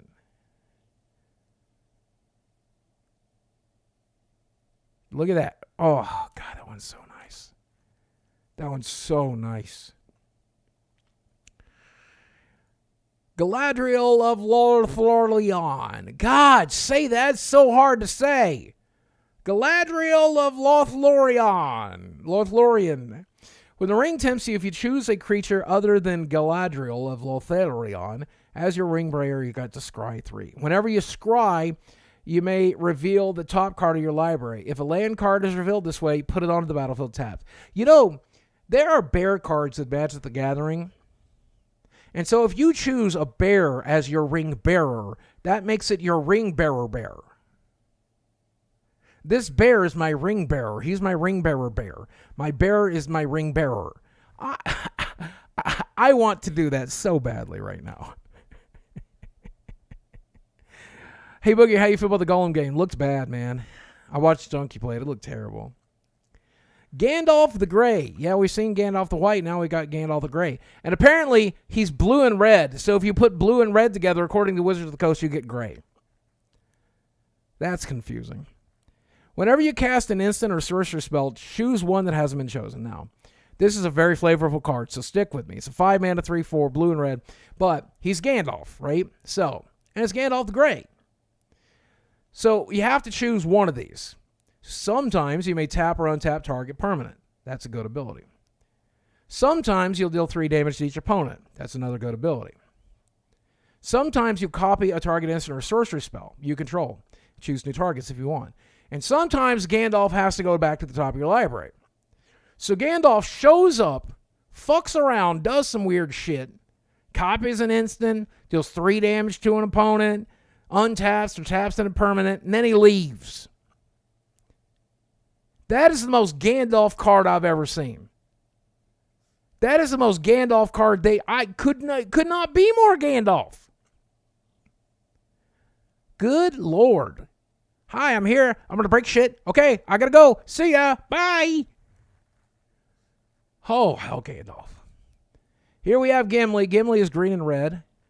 I thought he would be solid red, but we have a solid red Gimli, so it kind of makes sense. But 3/2 has indestructible as long as you control 2 or more creatures. No, indestructible as long as 2 or more creatures died under your control this turn. So 2 things die, he becomes outraged and does the murders. Whenever another creature you control dies, put a +1/+1 counter on Gimli. When this ability resolves for the 3rd time this turn, he fights a guy.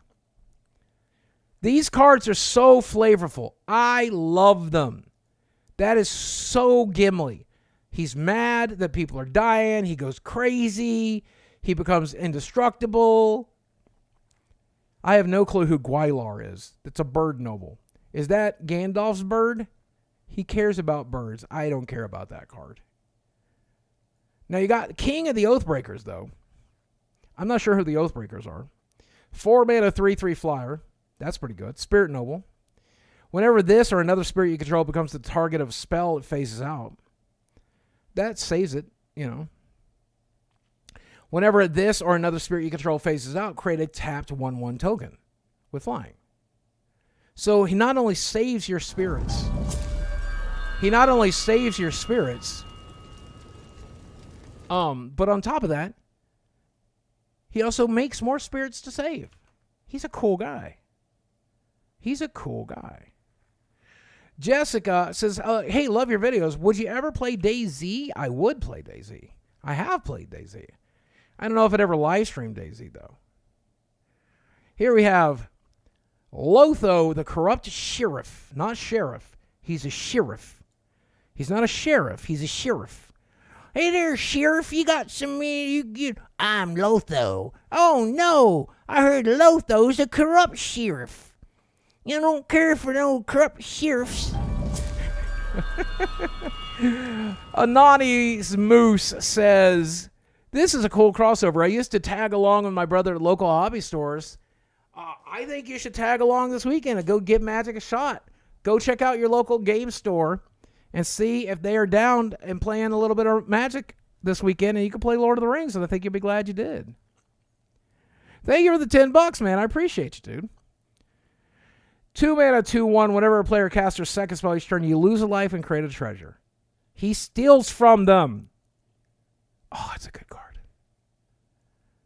Everybody remembers Morahar, the Uruk-hai captain, right? 2 casting cost 2/2 orc soldier who's a menace. If 1 or more +1/+1 counters be put on an army, goblin, or orc you control, that many +1 counters are put on it instead. He basically cares about amassing orcs, which makes sense. Oh, it's Mary! Mary, the Esquire of Rohan. Halfling Knight, 2/2 for 2 with haste. First strike as long as it's equipped. So he's got a sword or something. Whenever you attack with Mary and another legendary creature, you get to draw a card. So it kind of cares about legendaries, but also cares about equipments. Red and white likes to care about equipments a lot. I like it. That's not. Oh, I'm skipping over the Mouth of Sauron and Old Man Willow because Pippin is next up. White and a blue for a 2/2 vigilance and ward 1. Tap and another target creature you control gains protection from the card type of your choice until end of turn. Hi, baby. I don't know why you need it up. Are you excited about Pippin? Huh? Do you like Pippin? Is Pippin your favorite card of the set? Huh? Is that why I'm getting kisses? Do you love Pippin? Do you want me to get you your very own Pippin? Yeah. Do you want to build a Pippin deck?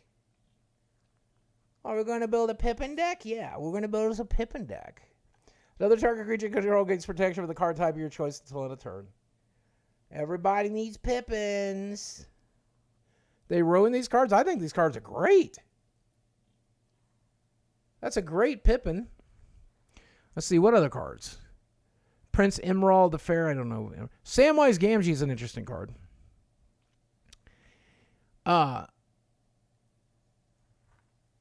Whenever another, he's a 2/2 for 2. Whenever another non-token creature enters the battlefield under your control, create a food. And you can sacrifice 3 foods. Return target historic card from your graveyard to your hand. Meh. I mean, all the halflings are great. I kind of want to build like a 3-color halfling deck. All right, here's where we're getting some power. Sauron of many colors. He's 3 different colors. If this had been a monocolored card, people would have been so mad. He's got Ward of discard and enchantment and sorcery. So in order to target this guy with anything like removal, you got to also discard an enchantment and instant sorcery. He's tough to kill. Whenever you cast your second spell each turn, each opponent mills 2 cards. When 1 or more cards are milled this way, exile target enchantment, instant or sorcery card with a lesser amount of value than the spell's cost from an opponent's graveyard. Copy the exiled card. You may cast the copy without paying its mana cost. Basically, he's a hell of a commander. I like him. Also, look at the alternative art. Ooh, that's a hell of a commander. Meanwhile, we have Sauron, the Dark Lord. Had to be a Sauron. Several Saurons in the set, including the commander set, though. But 6 mana for 7/6. Ward, you have to sacrifice a legendary artifact or legendary creature. To hit him, someone's got to die. Or you could get rid of one of your legendary equipment, swords or something like that. But whenever an opponent casts a spell, make an orc. Whenever an opponent you control deals combat damage to a player, the ring tempts you. And whenever the ring tempts you, you may discard your hand. If you do, draw 4 cards. That's a hell of a commander as well. He's hard as hell to kill. He's making orcs. Whenever your army deals combat damage to a player, the ring tempts you. And when the ring tempts you, I mean, he's the guy you build the ring deck around. Obviously. He's Sauron. Excellent card. That's such a good Sauron. And, of course, Shadowfax. That's Gandalf's horse, right? Right, Shadowfax. Make haste. Horses you control have haste. 5 mana, 4/4 horse. So he has haste himself, but he also gives your other horses haste. Whenever he attacks, you may put a creature card with lesser power from your hand onto the battlefield tapped and attacking. Horse tribal, baby. We're building a horse deck. You know why? Cause a horse is a horse, of course, and no one can talk to a horse, of course, unless, of course, that fucking horse is the famous Shadowfax. So go right to the source and ask the horse. He'll give you the haste that you endorse, unless, of course, you brought it by the famous Shadowfax. That's the Mr. Ed theme song. I'm old. Does anybody here even know who Mr. Ed was? I'm really old. Does anybody know what Mr. Ed was? Who was Mr. Ed? Tell me in chat. If the first person to tell me who Mr. Ed was in chat will win nothing. We'll get a signed copy of nothing. Wilbur, you got it, Halloween King. We are so old, man. We are so old. Let's see. Sharky, Tyrant of the Shark. Oh, here's Shalob. Death Touch, Ward 2, 6 cast cost 8/8. Other spiders you control have Death Touch and Ward 2. And whenever another creature dealt damage this turn by a spider you control dies, create a token that's a copy of that creature, except it's a food artifact, and it loses all other card types. It stops being a creature. It becomes a food. She wraps it up in silk, turns it into a food. Oh my God. Hi. Do you not want to be up here anymore? You want to go back down? Yeah, I'll help you down. Come on, baby. I'll help you down. Come on over here. You'll be all right. You don't have to calm down. Okay. Careful with the cord. Come here, baby. There we go. Shalob, one of the best cards of the set. Love it. I want to build that. Spider Tribal. Oh, here you are. Smeagol, helpful guide. I get to do my Golem impression. We haven't seen a Golem up till now, did we? Anyway, here's my Smeagol. Here's my Golem. Are you ready? 3 cast cost for two halfling horror precious. At the beginning of your instep, if a creature died under your control, this turn the ring tempts you, gorgeous, precious. When the ring tempts you, target opponent reveals cards from the tops of their libraries until these reveal a lands card.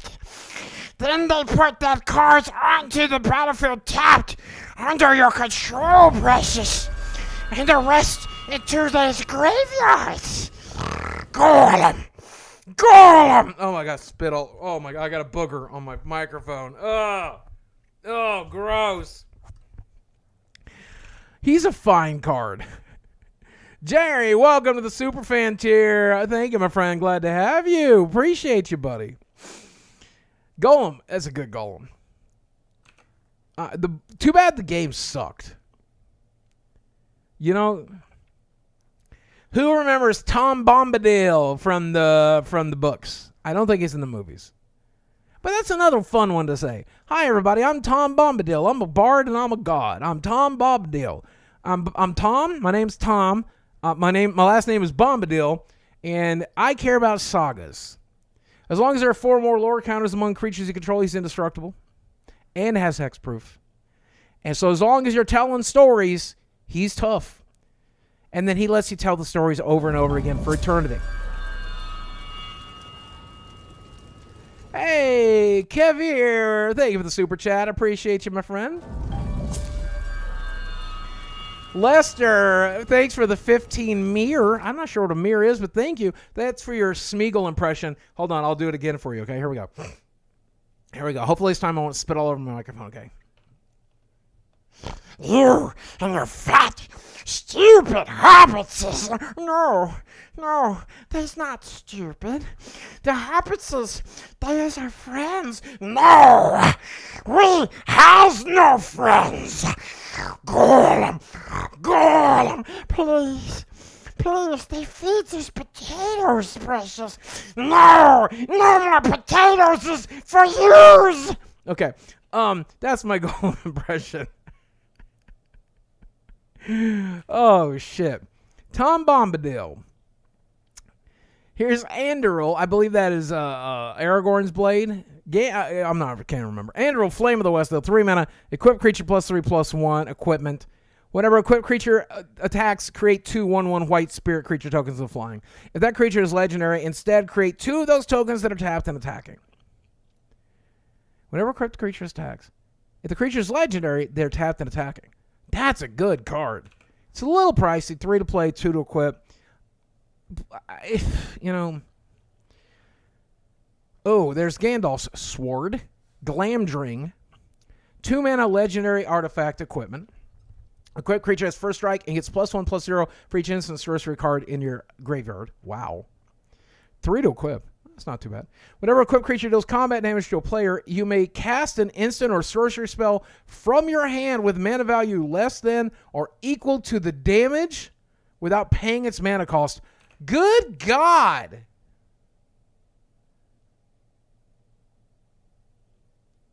Boogie, did you practice your Golem impression before the stream? No, I practiced it back in the day. I got pretty good at it when the movies were new. I have not done it for a while, but I do it every once in a while. But no, I didn't practice it today before the stream. Glamdring's good. Here's the Horn of Gondor. This horn makes me horny. 3 mana legendary artifact. When enters the battlefield, create a 1/1 white human soldier. 3 mana, tap it. Create an X 1/1 white human soldier creature tokens where X is the number of humans you control. If you got a lot of guys, you'll get a lot of guys. 3 mana to create 1 soldier is not great. But if you have a bunch of tokens, he makes a bunch more. Could trigger a bunch of cool stuff. It's a win more card. I like it, though. Horn of the Mark. Whenever 2 or more creatures you control attack a player, look at the top 5 cards of your library and reveal a creature card from among them, put it in your hand. Put the rest in the bottom of your library in a random order. So whenever you attack a player, 2 or more creatures. Ooh. Not very good. Oh, everybody's favorite food, Limbos. Everybody ready to go get some Limbos after this? Oh, which store sells good Limbos? Does McDonald's have good Limbos? The fuck is Limbos? I don't even want to read the card. I just wanted to say Limbos a bunch. Oh, last year it says it's about $3.50 US. Well, thank you, man. I really appreciate you, dude. Definitely well worth doing a oppression. Thank you. Here we have Mithril Coat. It'll save your life. Flash, indestructible, 3 mana to play, 3 to equip. But when it enters the battlefield, you can put it on a legendary guy to save them. Because it is indestructible, but also the creature you put it on is indestructible. I mean, better than Commander Plate, you know. Then, of course, the One Ring had to be represented. And we showed the non-English version earlier. Here's the English version. This is the best card in the set in terms of, like, value. And obviously, if you can open this version, this 001 of 001, you get $1 million. $2 million. Somebody's offering $2 million for it. But so 4 cast cost legendary artifact, indestructible. When it enters the battlefield, if you cast it, you gain protection from everything until your next turn. So you effectively phase out. It keeps you alive. Nobody can mess with you for a turn. At the beginning of your upkeep, you lose 1 life for each burden counter on it, but you can tap, put a burden counter on it, then draw a card for each burden counter on it. So every turn it's going to hurt you. But if you have a card that allows you to untap this, you can tap it to draw a card, then untap it, and tap it to draw a card, and untap it, tap it to draw a card. And until your next upkeep, you don't have to pay the cost of using it. So if it asks, you drew 20 cards, doesn't matter. If you don't make it to your next upkeep because you won the game, who cares? This is such a combo enabler, it's insane. It goes in Storm decks, it goes in combo decks, it'll be in just some random Commander decks. There's cards like, I think it's Opportunity, is that one of them? Or Mind Over Matter. Anyway, cards that just allow you to go infinite with that card. Here's the Palantir of Orthanc. Who loves the Palantir of Orthanc? Does Boogie read chat occasionally? The Palantir of Orthanc. 3 mana, legendary artifact. At the beginning of your end step, put an influence counter on the Palantir of Orthanc. And scry 2. Then target opponent may have you draw a card. If that player does not, you mill X cards, where X is the number of influence counters on this. And that player loses life equal to the total mana value of those cards. What? Put an influence counter on it, scry 2. Then target opponent may have you draw a card. If that player doesn't, you mill X cards, where X is the number of counters on it, and that player loses life equal to the total value of those cards. So basically, it'll take a little while to get online, but once a turn, you're going to end up drawing a card. That or you're going to do a hell of a lot of damage to an opponent and fill your graveyard. And filling your graveyard is good too. So it's all upside. That's a cool card. That was a cool card.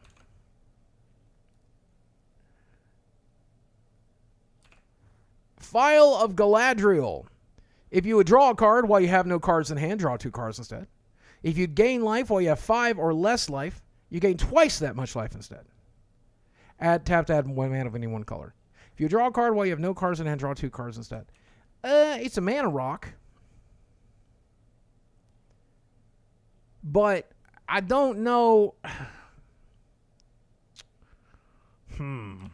Seems powerful?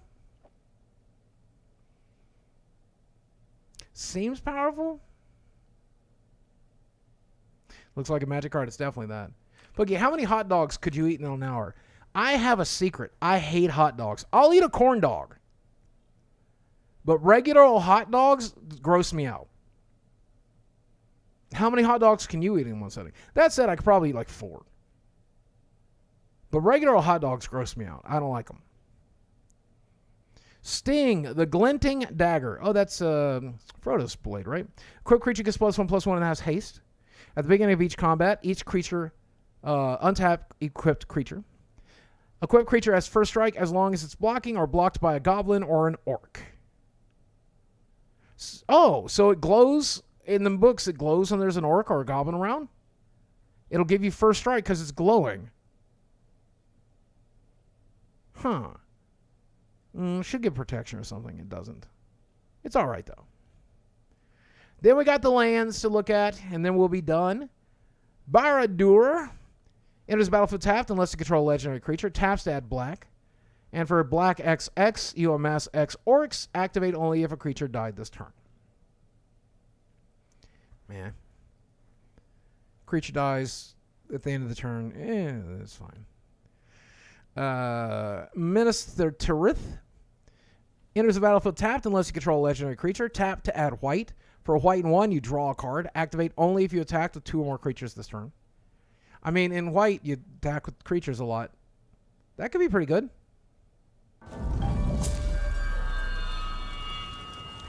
Jacob from Bio, thanks for becoming a channel member. Welcome as a super fan. I appreciate you. Mines of Moria enters the battlefield tapped unless you control a legendary creature. Taps to add red. And for red and 3, exile 3 cards from a graveyard. Create 2 treasure tokens. Very flavorful. And that could be... It's 4 to use, though, so it's not going to get you out of mana issues. And, of course, Mount Doom. That's such a cheesy name for a mountain, isn't it? What's that mountain's name? Doom! That's Mount Doom! Welcome to Mount Doom. It's black and red. Tap to pay 1 life. And you can add black or red. It's like, well, it functions like a dual land. For red, black, and 1, it deals 1 damage to each opponent. And for 5, 6, 7 total mana, sacrifice it and a legendary artifact. Choose up to 2 creatures, then destroy the rest. So it explodes when you throw the ring in. And everything around it dies except the 2 creatures that you chose to throw the ring in. Wow, that's flavorful. It's a great card. Rivendell enters the battlefield tapped unless you control a legendary creature. Taps for a blue. For a blue and 1, you can scry 2, but only if you control a legendary creature. That's fine. The Shire enters the battlefield tapped unless you control a legendary creature. Tap to add a green. For a green and 1, tap an untapped creature control. Create a food token. Neat. Neat. And that's it. That's the most important cards from this set. Now, there is also the commander cards. We could go over those another time if you guys wanted. But that's the core set. This is what, if you went and played this weekend, these are the cards that you would be playing with. And I hope that you consider going and playing with it. If you choose not to and you still want to play at home, you can always order cards and get them online. Or go to your local store and bring them home and play them with your friends. If you want to buy a set box, you're looking at $184. To buy a draft box, you're looking at $179. To buy a collector box, you're looking at about $400. I don't know why that's up there twice. So I'm just going to be honest with you. This is not a cheap game. I have store credit to my local store. I traded in some Magic cards to get some store credit. That's why I'll have some. I ain't out here paying $200 for a box. $200 for a box is absolute insanity. But it is a collector's item. It is, premium cardboard. If you're the kind of person that gets into premium cardboard, you can buy some. I'll have a couple of boxes to open on you guys, or on the channel for you guys.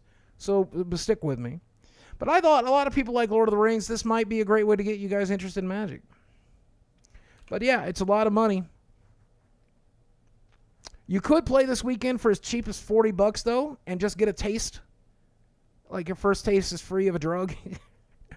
Well, for $40 this weekend, you can go in and play at your local game store and see if you like the game, see if you like the cards, and ooh boy, that's where the money really starts to flow. I missed $20 drafts. Premium product for a premium game, though, Do they do a Star Wars one? They do a Star Wars card game, and it's a living card game, and you can play it. So so I know a lot of you guys have been asking non-Magic and non-Lord of the Rings questions. I'll be glad to answer a few before I get out of here. I just learned how to proxy cards. What do you think about proxies? I think they're fine, man. 100%. Print up a cube, print up some decks, sit down and play with your friends. I don't give a shit. I don't lose any money. And honestly, I have some proxies for cards that I already own. I proxy them for decks. Like I already own a copy of that. So why get another copy? I own it. I've got it in this deck. I'm not going to put it in this deck too. I'm not going to get a second copy to put it over here. Does that make sense? So sometimes I proxy my cards. And I don't think there's anything wrong with that. I'm digging the Magic the Gathering doing crossovers. Me too. Sometimes they suck. Sometimes they're good. They did a Fortnite one, which I wasn't too happy about. They did Walking Dead. I didn't care about that. But they did do Lord of the Rings, and I think that's Magic adjacent. So I like that. At least it's still fantasy, you know. Boogie, will you return to Twitch at some point? I streamed on Twitch last Tuesday, and I'll probably stream on Twitch again next Tuesday as well. Boogie, do you have a Diablo 4 guild yet? Yes, if you want to join my Diablo guild, it's called Boogie's Men. Look it up. I think I put like 4 days of playtime into Diablo so far, though, and I might be done with Diablo 4. It's just, it's too much Diablo 4 for me. I've been playing that game for like 8-hour days sometimes, and I need to take a break, but feel free to join my guild. I'll get you added. So, but yeah, I played a lot of Diablo 4. I have a level 75 sorcery, you know. I miss Captain Daddy. I stream on Twitch about once a week, and I'll be back on next Tuesday for sure. I'm pretty sure. That said, how are you doing these days, Boogie? You know, I've been pretty good. I've definitely been better, definitely been worse. I'm just glad to still be alive. I saw somebody who was like trolling in here earlier, and he's like, how are you still alive? Fuck if I know, dude. It's a miracle. I wake up every day, though, and I'm glad I keep waking up. It makes me pretty happy, you know. So I think as fat as I've been, as unhealthy as I've been, at least I didn't smoke, at least I didn't drink, at least I didn't do drugs. Maybe that's why I've gotten so lucky. But there's no arguing that I had to get lucky to stay alive at this size. And I've just been one of the luckiest people, so. You know. Trooper's gonna troop. Koopa's gonna coop, you know. But what do you guys think? Should I live stream more here on YouTube from time to time? Maybe once a week or something like that? As long as I got something like this to talk about. Never too late to start drugs. I may or may not have taken some psilocybin not too long ago. And I may or may not do it again one day. So, I ain't exactly addicted to the weeds or the marijuanas or the crack cocaines yet. But you never know. It ain't too late. It ain't too late to start getting crack cocained up, boys. You know? You know?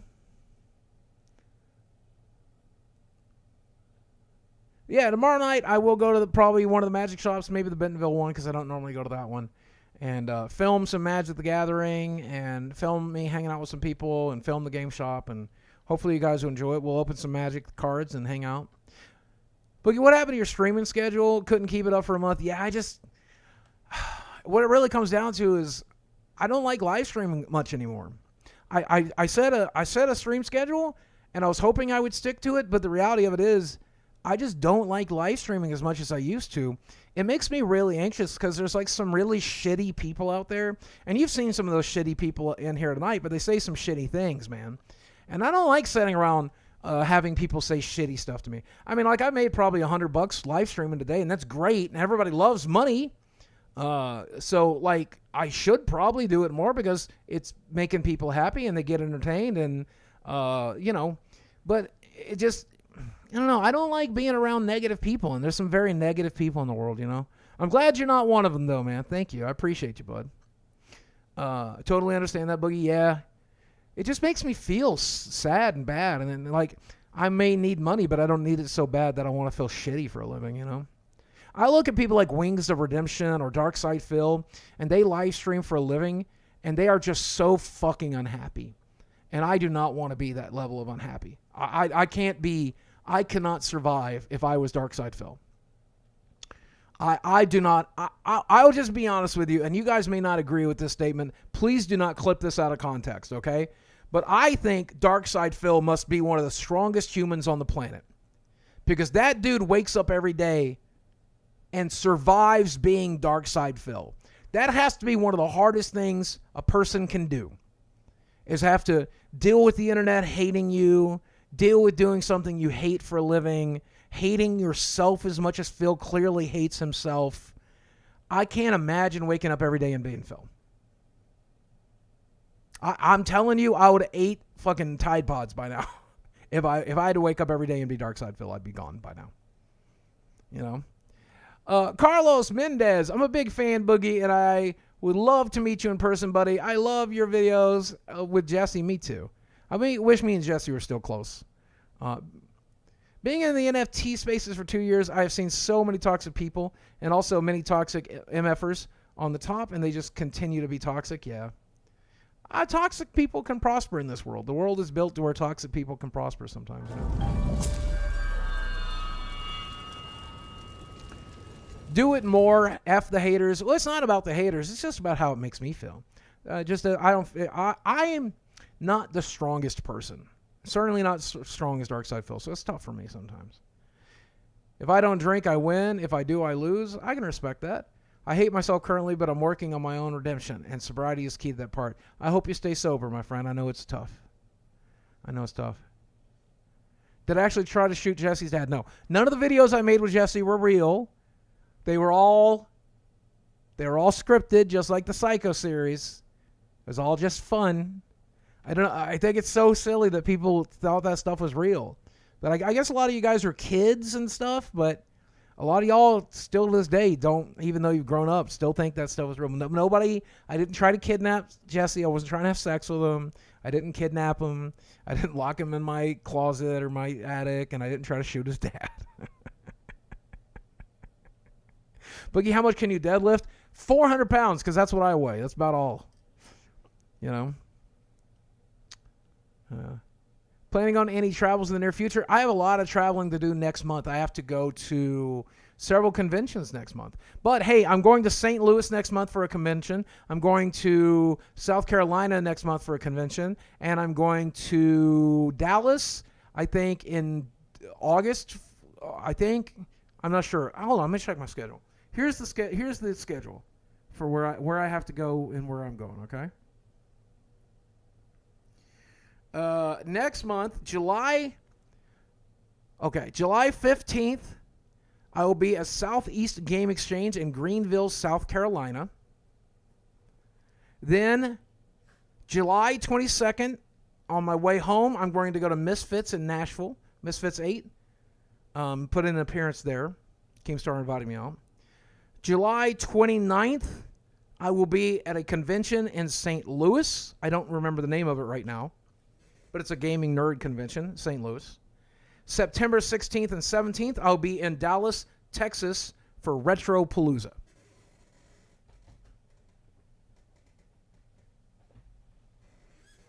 So you guys will see me. Wish I toured England. I wish I'd been able to stay there for longer, yeah. But that's the traveling I'm doing this year. So hopefully you can come out and see me in St. Louis or in Nashville or Greenville or Dallas, Texas. Those are the places. I'm not so sure about the Misfits thing. I might decide to stay with Mike for a while instead. Go see Kid behind the camera, make up with him and everything, you know. Because we're fighting. As you saw in the scripted videos, we're fighting, you know. So it should be a good time. I'm in the Dallas-Fort Worth. We're going to be at Retropalooza. I hope to meet you, my friend. It should be a good time. Boogie, I need a good, honest friend. Would you be interested in a non-creepy way in being my friend?